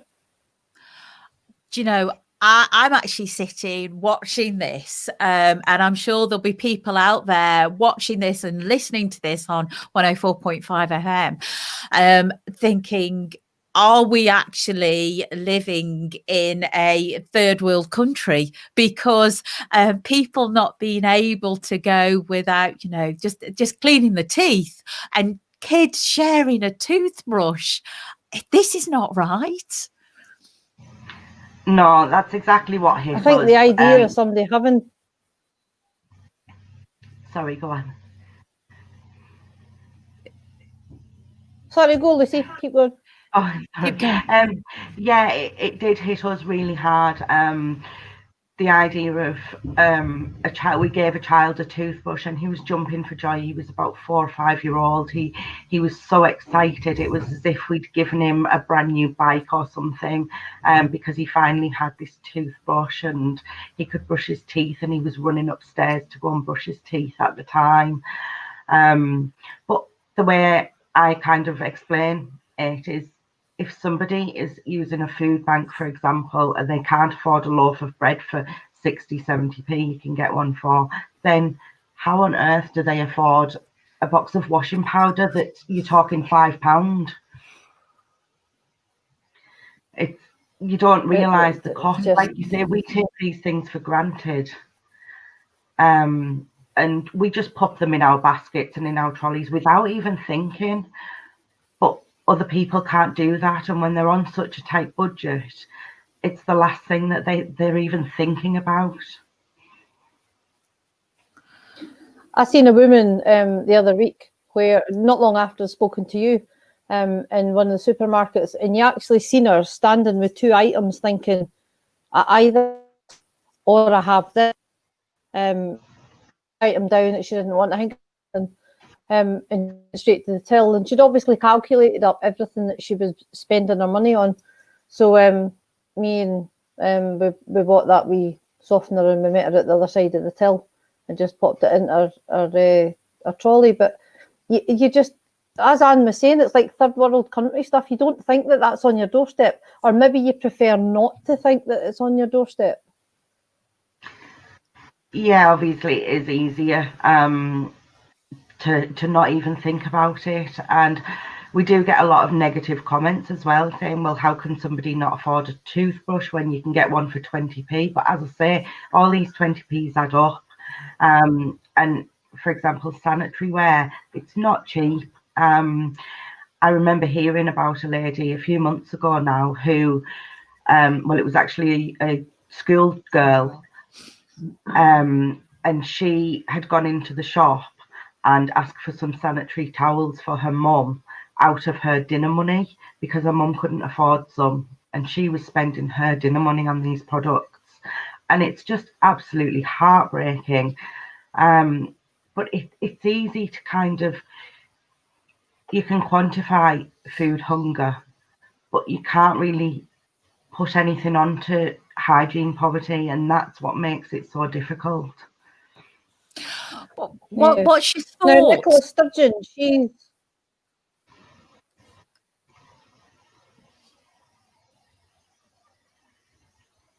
Are you there, Glenda? I am. I think you need to speak.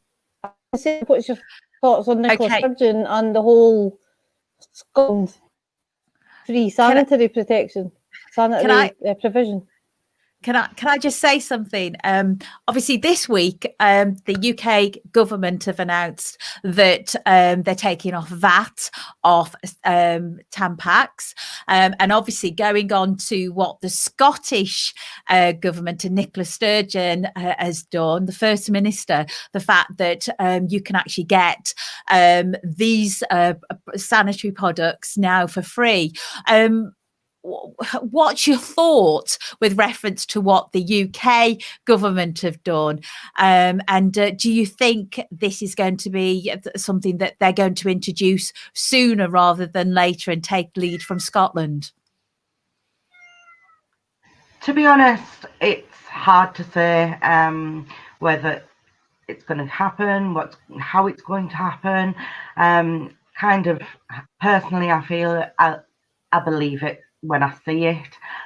Hopefully they do take that stance and that they come up with the goods, because the stories that we could tell them are just absolutely devastating. So let's just hope that they do actually do what they say they're going to do. And absolutely. And let's face it, none of these women, we're not asking, you know what I mean? We're not choosing to use these products as an essential item. Yeah, that's it. And to be honest, we, as a charity ourselves, we actually deal with all kinds of hygiene essentials, from washing up liquid, toilet roll. We even will do kind of bedding and mops and buckets and things like that, because just going back to the mental health side of things, a clean house does make you feel better. No matter who you are, you can't deny it.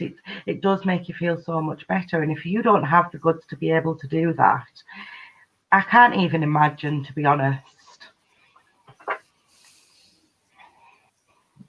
So how does Teesside help you? How do we donate to you? How do we help your charity to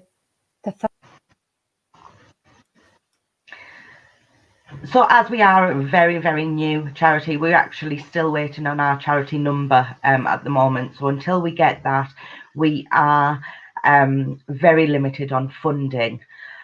We do have a couple of drop-off points. The main one at the moment is Morrison's at Teesside Park. So we do get some fantastic donations from the general public and from Morrison's themselves. There's a couple of others which you'll be able to find on our Facebook page. But if anybody could possibly be a host for a drop-off point, that would be a massive help for us. Products we are always grateful for.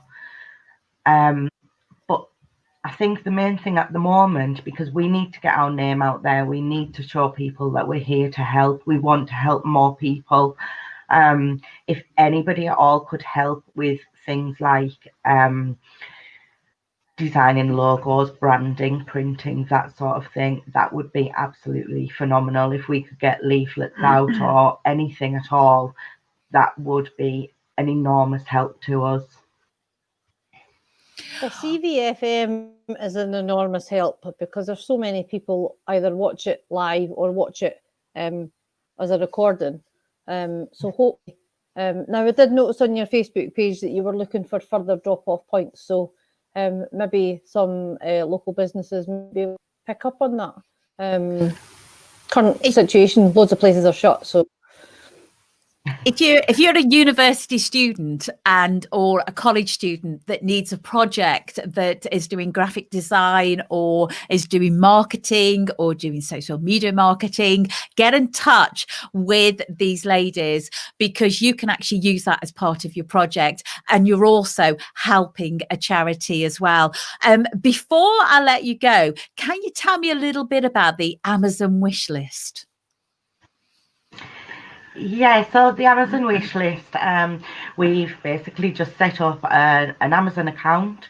We have a wish list on there, and we can post the link, and you can actually go on there and purchase items. We have a range of items on there from £1 to £20. So if you only want to spend a small amount, that's absolutely fine. And those items can actually get delivered straight to us, so you don't even have to leave your front door. So absolutely brilliant in lockdown. And if you've actually had an Amazon gift card this Christmas as a gift, why don't you go on to where do they need to go? If you pop along to our Facebook page, all the information is on there. We are literally in the process of kind of getting all our branding and everything together. So the Facebook is definitely the best port of call for that. What is it? It's Hope for Hygiene, and it's for the number 4. Hope for Hygiene. Fantastic. Glenda. I just really struggle to think that people are struggling for such basic in such proximity where we are and how we live. It's mind-blowing, but mind-blowing for a different reason to all the other guests from tonight. Don't you think? Yeah, it is. And it's the thing is that making people aware in our community that hope is there is obviously it's going to help. And everybody, as Shazia said, the community, the Teesside community is a very generous community. Tony Wedlock said the Teesside community is very generous, and obviously we do have a lot of very generous people out in the community that will be able to help. Ladies, a huge thank you for coming on this evening.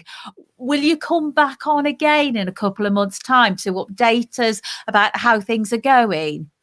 Of course, we'd absolutely love to. Thank you so much for having us. Oh,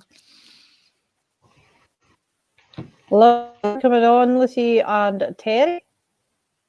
And ladies, we'll let you go, and thank you so much. Take care.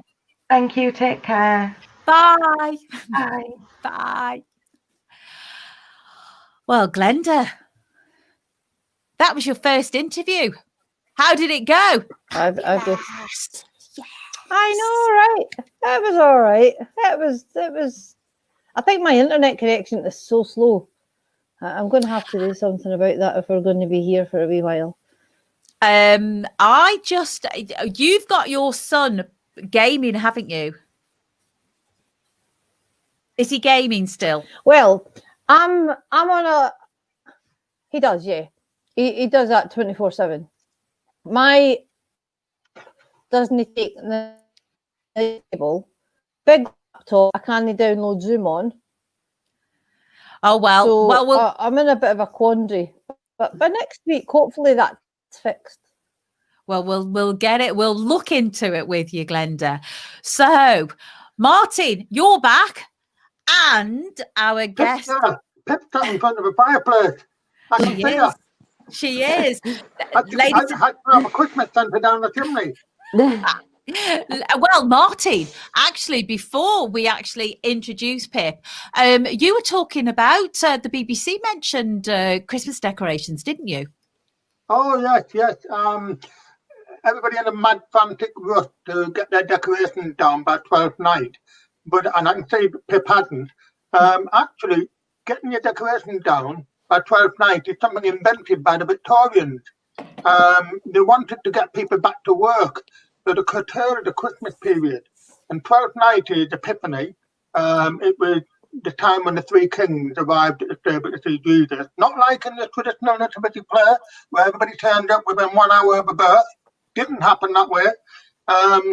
But before Victorian times, people's Christmas celebrations go on until the 1st of February, which is Candlemas, which is the point when Mary took Jesus to the temple and he was recognised as the Messiah. Not the Monty Python version. He's the Messiah, but a proper one. So you can actually keep your decorations up. And the BBC picked up on this morning because there's apparently a campaign to people keep their decorations up, because we all need a little bit of joy and pleasure and tinsel and light and everything in the dark months of January. So I can see the Pip there is clearly ahead of the game. I took all mine down. Then sort of think, Pip, you were ahead of the game. Well, exactly, because the Kings didn't arrive till yesterday. So why not give them something to look at? Exactly. There you are, see, good point. And also, as well, is that if you go onto the BBC iPlayer, Lucy Worsling from Worsley. Worsling, thank you. Lucy. Lucy She's Worsley. she's got a program called The Tudors and Christmas, and it is absolutely fascinating because yeah, I wasn't aware of the 12th night, etc. And so I'm really pleased. But our wonderful guest, Pip, hello, Pip. Hello, nice to see you again. Oh, well, lovely to see you. And how are you feeling? How are you feeling? Because we're back in lockdown again. Oh, it's been quite an emotional couple of weeks, actually. We obviously completed all of our Christmas projects before Christmas. We actually smashed the target and delivered over 1,500 books to children in Middlesbrough. So that was great. That was a real high. And then unfortunately, John's mum passed away a couple of days before Christmas. So we spent most of Christmas sort of dealing with that, and we went to a funeral on Christmas Eve, which is really hard because, you know, you're only allowed 30 people. So trying to select 30 people for somebody who worked and volunteered and had such an amazing social life is really, really difficult. So obviously there's been funerals all year that people have been having to select the 30 people that are allowed to attend, and actually it is so difficult. It's horrendous. It's horrendous. And I found, I mean, I've attended 2 funerals in the time, and you stand there and you self-doubt yourself because you think, why am I here? Somebody else should be here. You know, because you know that there's so many people want to be there at the funeral, and it's so horribly, it's a terrible feeling, but you know, that's where the world we're in at the moment. And a funeral is so important to the grieving process as well, because it's that time that you can say goodbye and see other people and talk to other people and really get that emotional support. And obviously with us going into lockdown again, we're not getting that emotional support. We're not able to see each other and talk to each other and have that to share memories, etc. So I think we're going to have a very big, it's obvious that we're having a very big problem with mental health, but adding that cap to funerals and stuff, it isn't allowing people to grieve the way that they need to. Is he there? Yes. Oh, I thought you were going to say something. I wasn't going to say anything. I've learned now to keep my mouth shut. Right. Oh, well, Pip, I'm really sorry to hear about your loss, and you know, sending love to you and your family, and the thing with the mental health and the fact that not only you grieving, the family's grieving, you've got the COVID and the worry, because you are a vulnerable person, aren't you, as well, because of you know, of your health.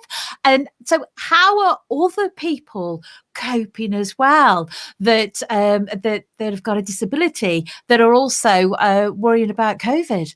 I think one of the biggest things that's being brought to light is obviously they're starting to vaccinate people now, which is great. And they're going for the older generation. They're going for people in care homes. They're going for NHS staff. And that's great. But what they're missing out on is people like myself who have a care team that work from home. So I have access to so many people. And that's why I've been particularly anxious this week that, you know, our family bubble is about 5 or 6 families, because we've got to take into account that everybody comes here. So I've got my day shift carers and I've got my night shift carers. They have a family. One of them has split childcare with dad. So actually, if you look at me as the centre, I've got huge chains of people going off in all directions. So I really think they need to be looking at that and vaccinating people that work in homes as well, home carers, as well as care homes and NHS staff, because although they don't work for the NHS, they're still paid by the NHS to provide my care. Well, I was chatting about this to one of my friends who they've got a foster child, and obviously with learning difficulties, and she was there saying as well with reference to the vaccination, and they were hoping that they may go further up as well to actually have the vaccination as well. Yeah, I think it's a very worrying time for a lot of people that have home care. Not only are you worried because some carers, for example, I had a carer at the beginning of the year, we went into first lockdown, that was also clinically vulnerable herself. So she had to have the time off, and it's finding staff to replace them staff that leave, because obviously you need the continuous care. I've been quite lucky that although I've had carers being off 3 times to self-isolate, it's always been at times where my husband could take time off or my other carers could cover and stuff, but it is quite difficult. And I've been hearing, I was just in, I run a life after diagnosis support group on a Thursday, and it's online, and it's for people with chronic illnesses, and we talk about grief and overcoming grief and of the life that you've lost and the life that you're living now. And it's a big issue that people are worried about. We're going into the 3rd lockdown now, and this is people who are very, very nervous at the numbers that they're seeing on TV and watching the news every day, and it just feels never ending. I mean, one of the things I'm a great believer in is limit your news at the moment. You know, keep it down to an hour, half an hour a day, because it's just relentless. And actually, they don't tell you anything new. They just tell you the same thing 100 times over in a different way. And I say this because that's how it got me. I thought, God, isn't it? And then I thought, hang on, I've heard this news enough times. Boom, switch it off, get out. Or do something, read a book, do anything, tell a joke, because the news relentlessly gets to you. I've just been picking up while we've been on the show on that former Stockton MP Paul Williams, who's a doctor who's treating people with COVID, apparently people are turning up for the vaccine and saying, I'll wait for the English one. They've been told they're getting the Pfizer version, so no, don't want that, wait for the English. I cannot believe that the mentality of people who got to that stage. That's horrendous. Yeah, you'd be lucky to get a vaccine. I know I'd feel very lucky if I was offered one right now. I'd be, please, I don't care where it comes from. Yeah, exactly. I'll take it, thanks. Yeah, as long as it's not Donald Trump. But, I mean, well, he's been banned off Twitter and Facebook until the inauguration. Brilliant. Absolutely fantastic. It really is. Social media could do with the break. Yeah, probably his son picked up on it. Sorry, Martin. His son had picked it up, and his son is worse than him. Oh dear. Donald Trump's son is horrendous. Oh yes. Okay. Now, Pip, anyway, you've got a new project that you started about access to maternity. Tell us a little bit about this. So yeah, I've hit the ground running in 2021. I was going to have a break, and then I got so excited about this new project that I had to just hit the ground running and start. And basically, it's built on my experience as a disabled mum and the experience that I had when I was pregnant and when I delivered my son, and the aftercare as well. And basically, I found that there was a lot of discrimination. A lot of professionals didn't understand. They obviously haven't had training on disability. And there was a lot of prejudice about my ability to care for a child having a disability. One consultant said to me at our lovely local hospital, "Did you think about the consequences of getting pregnant?" I said, "Well, since it took me many years to get pregnant, yes, I did, thanks. I did think about the consequences." Another one was, "Well, how will you change the baby's nappy?" And I said, "Well, with my hands. How do you change a baby's nappy?" And there was sort of a lot of little things like that. And it's not a very welcoming experience to parents with disabilities when your first appointment is hit with that.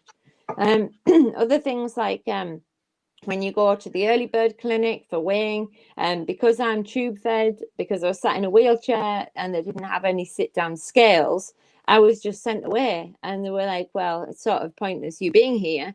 We'll just, catch you at another time. So as I saw all these other young mums walking in, me and my husband left.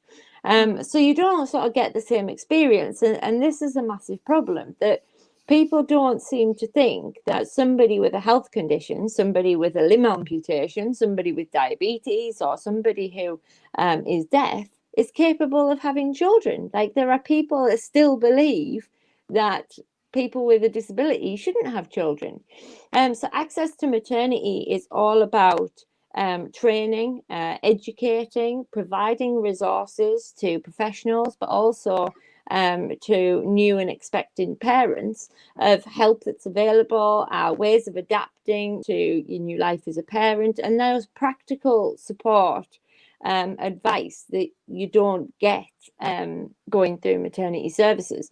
So it was going to be a local project. It was going to be about Teesside, and it's actually turned into, over the last couple of weeks, a national project where we're getting involved with Maternity Voices partnerships from across the country to find people with disabilities that have been through maternity services that want to help.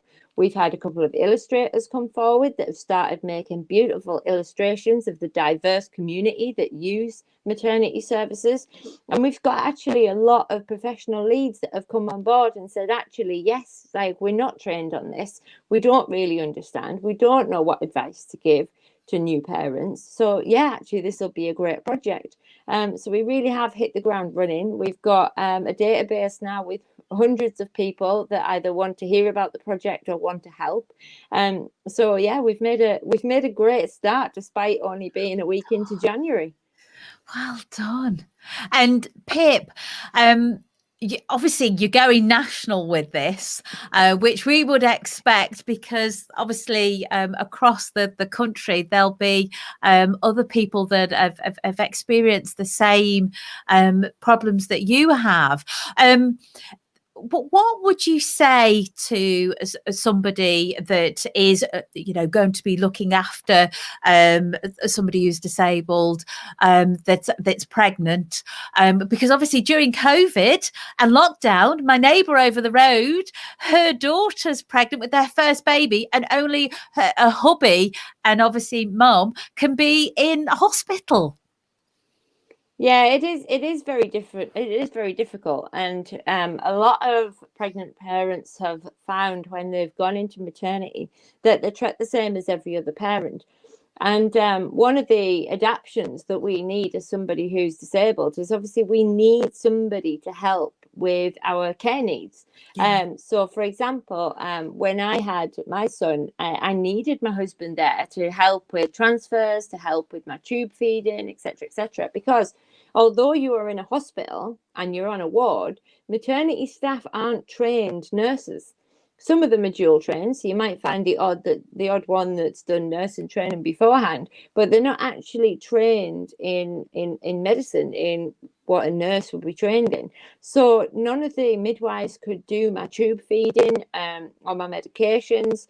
They couldn't help with transfers or anything like that, and they just had no knowledge. So one of the reasonable adaptations, if you're a parent with a disability during COVID, you can have your carer with you, whether that's a partner that's a full-time carer or a paid member of staff that you use at home. They can actually go into hospital with you, because it's the reasonable adaptation that you need to level that playing field.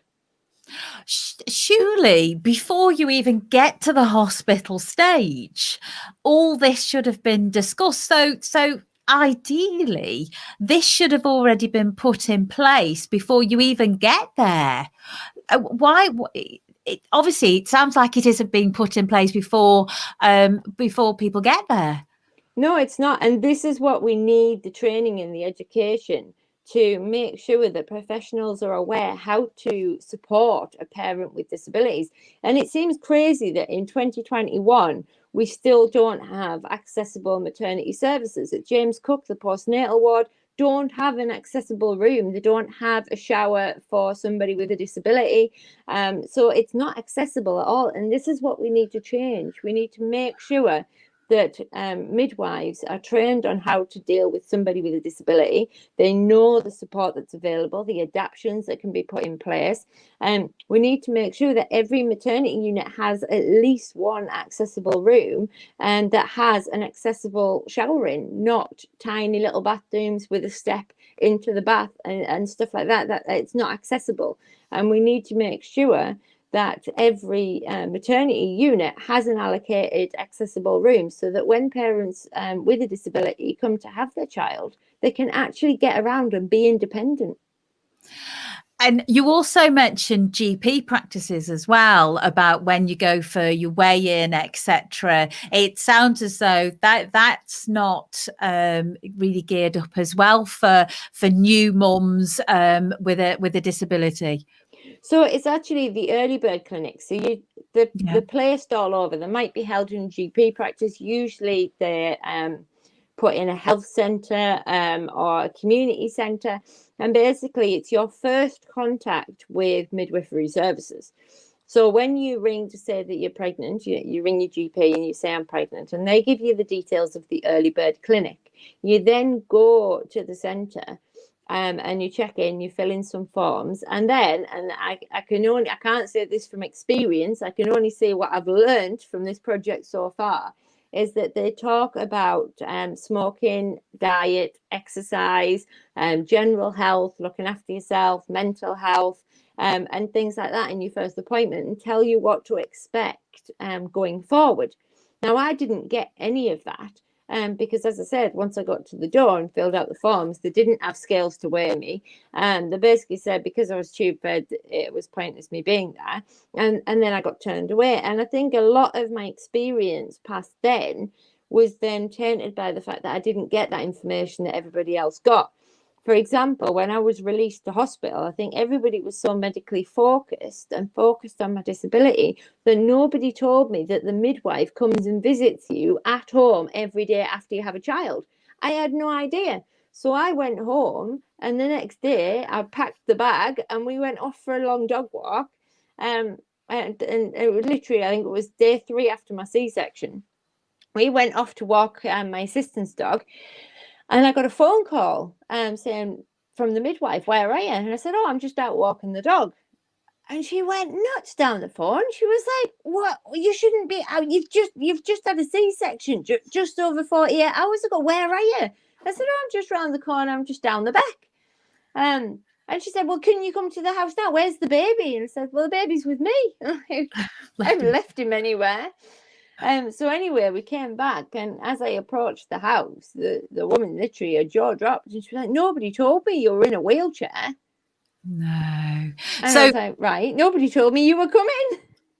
And this is the thing, isn't it? So from the start, actually, because obviously the work that you're going to be doing on maternity and taking it across nationally, it's obviously going to help so many people, but also as well as this, it's just going to help the nurses, everybody in the healthcare service, isn't it? Yeah, exactly. So not only is it for people with disabilities, but it's also to educate midwives and professionals in maternity services that a lot of them want to do better. It's just they haven't had the training or the education to know what to do, how to say it.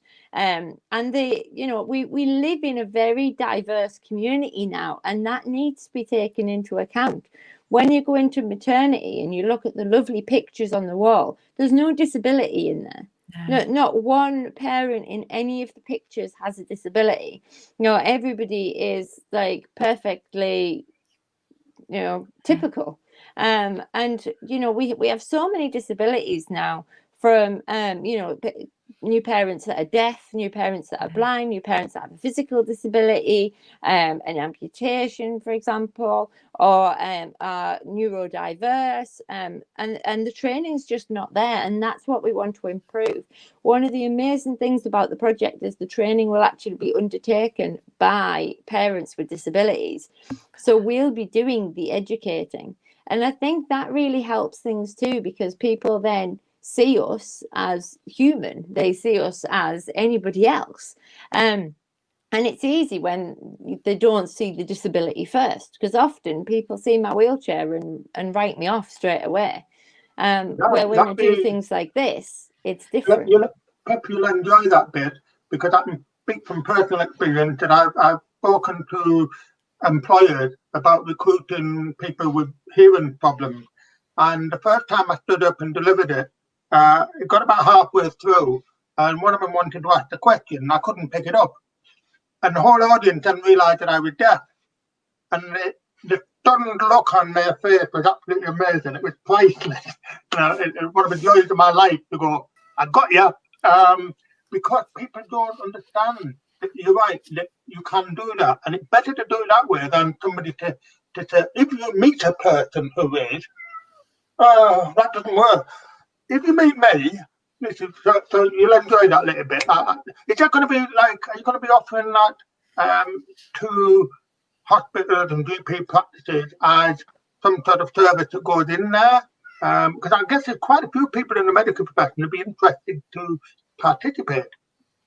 Well, yeah, because of COVID, we're going to be doing mostly online training. And initially it's going to be offered to professional leads and also the chairs of the Maternity Voices partnerships across the country as well.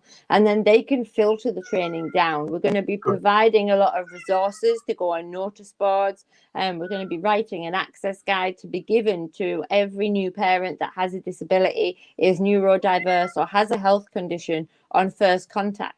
And that's going to be the biggest thing, I think, is this access guide. Once we get this done, it means that parents with a disability or that are neurodiverse will get the information straight away from people with disabilities. So that's what help's available, what you're entitled to, and in terms of having your carer there, preparations you can make to make it go a bit more smoothly, packing your hospital bag, making sure all of your equipment's going to be there and stuff like that, and practical help. And I think one of the massive things that you sort of have to remember is disability isn't an exclusive club.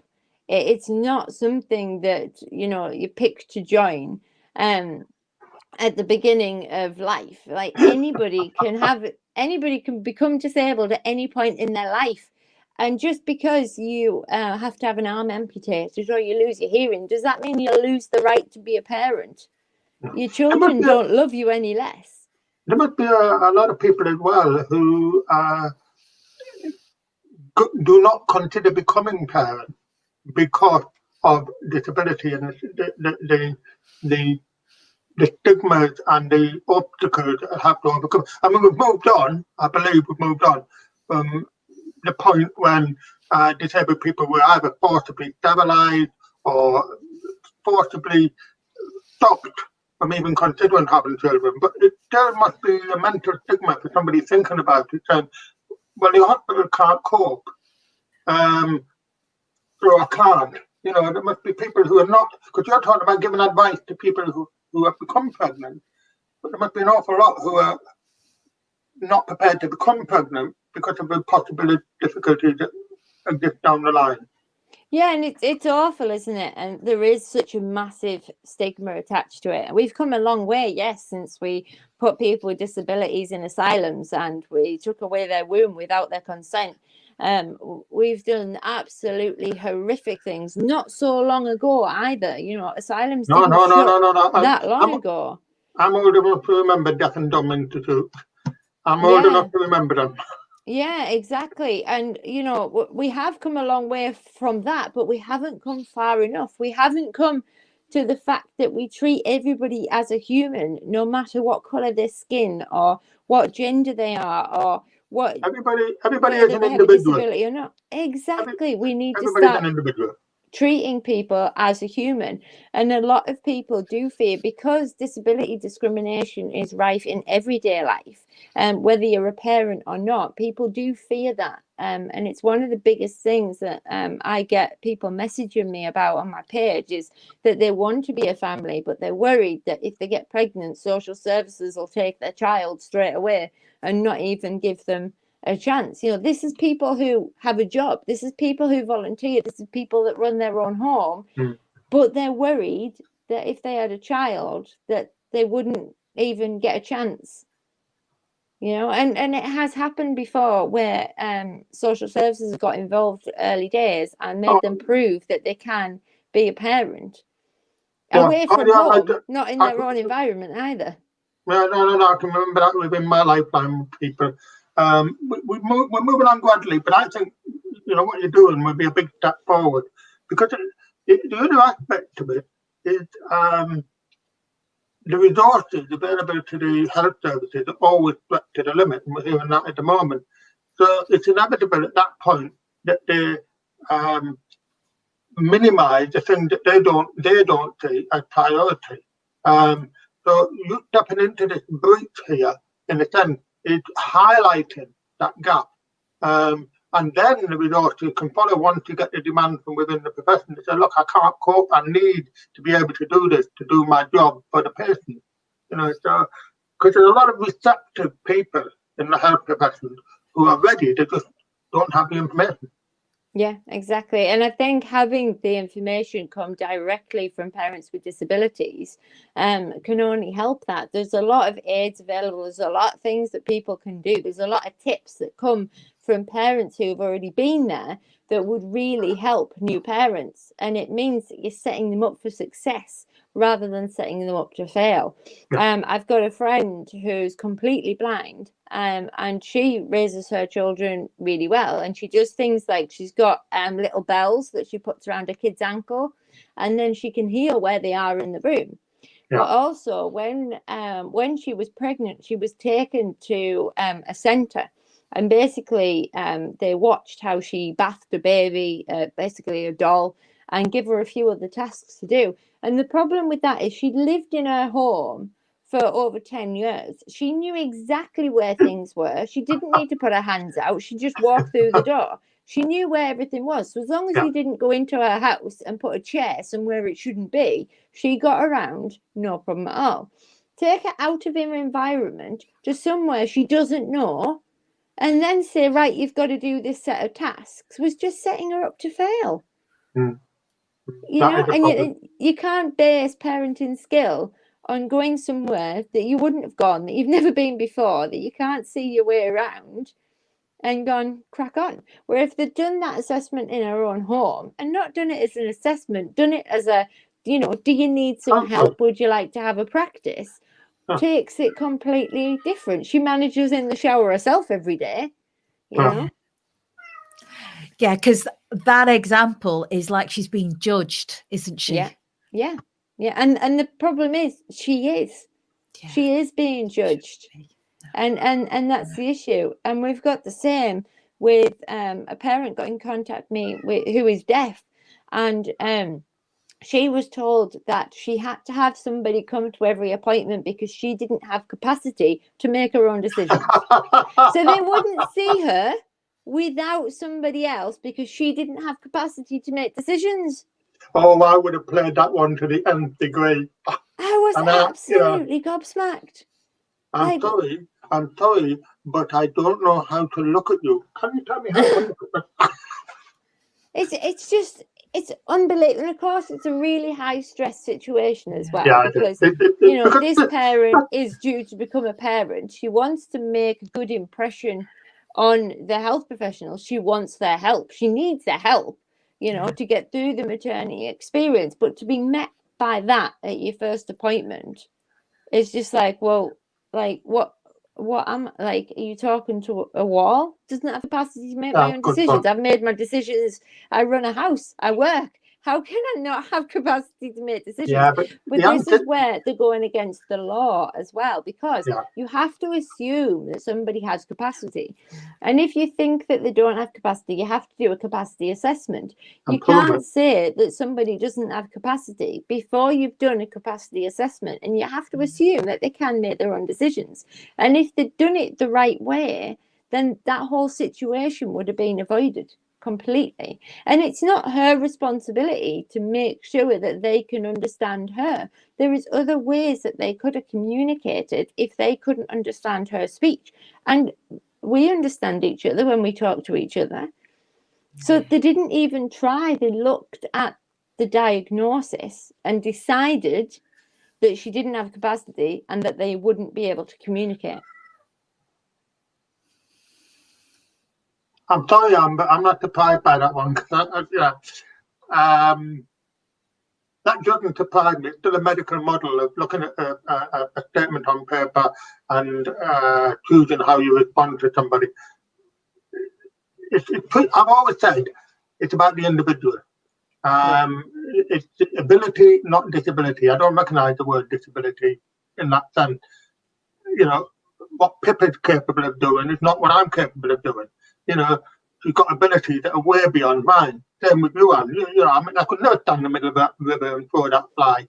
You know, that's what we've got to get society looking at, what people can do and how we help them to do that if they need help. You know, that's it. Not assume, And I think not this is assume that they need it.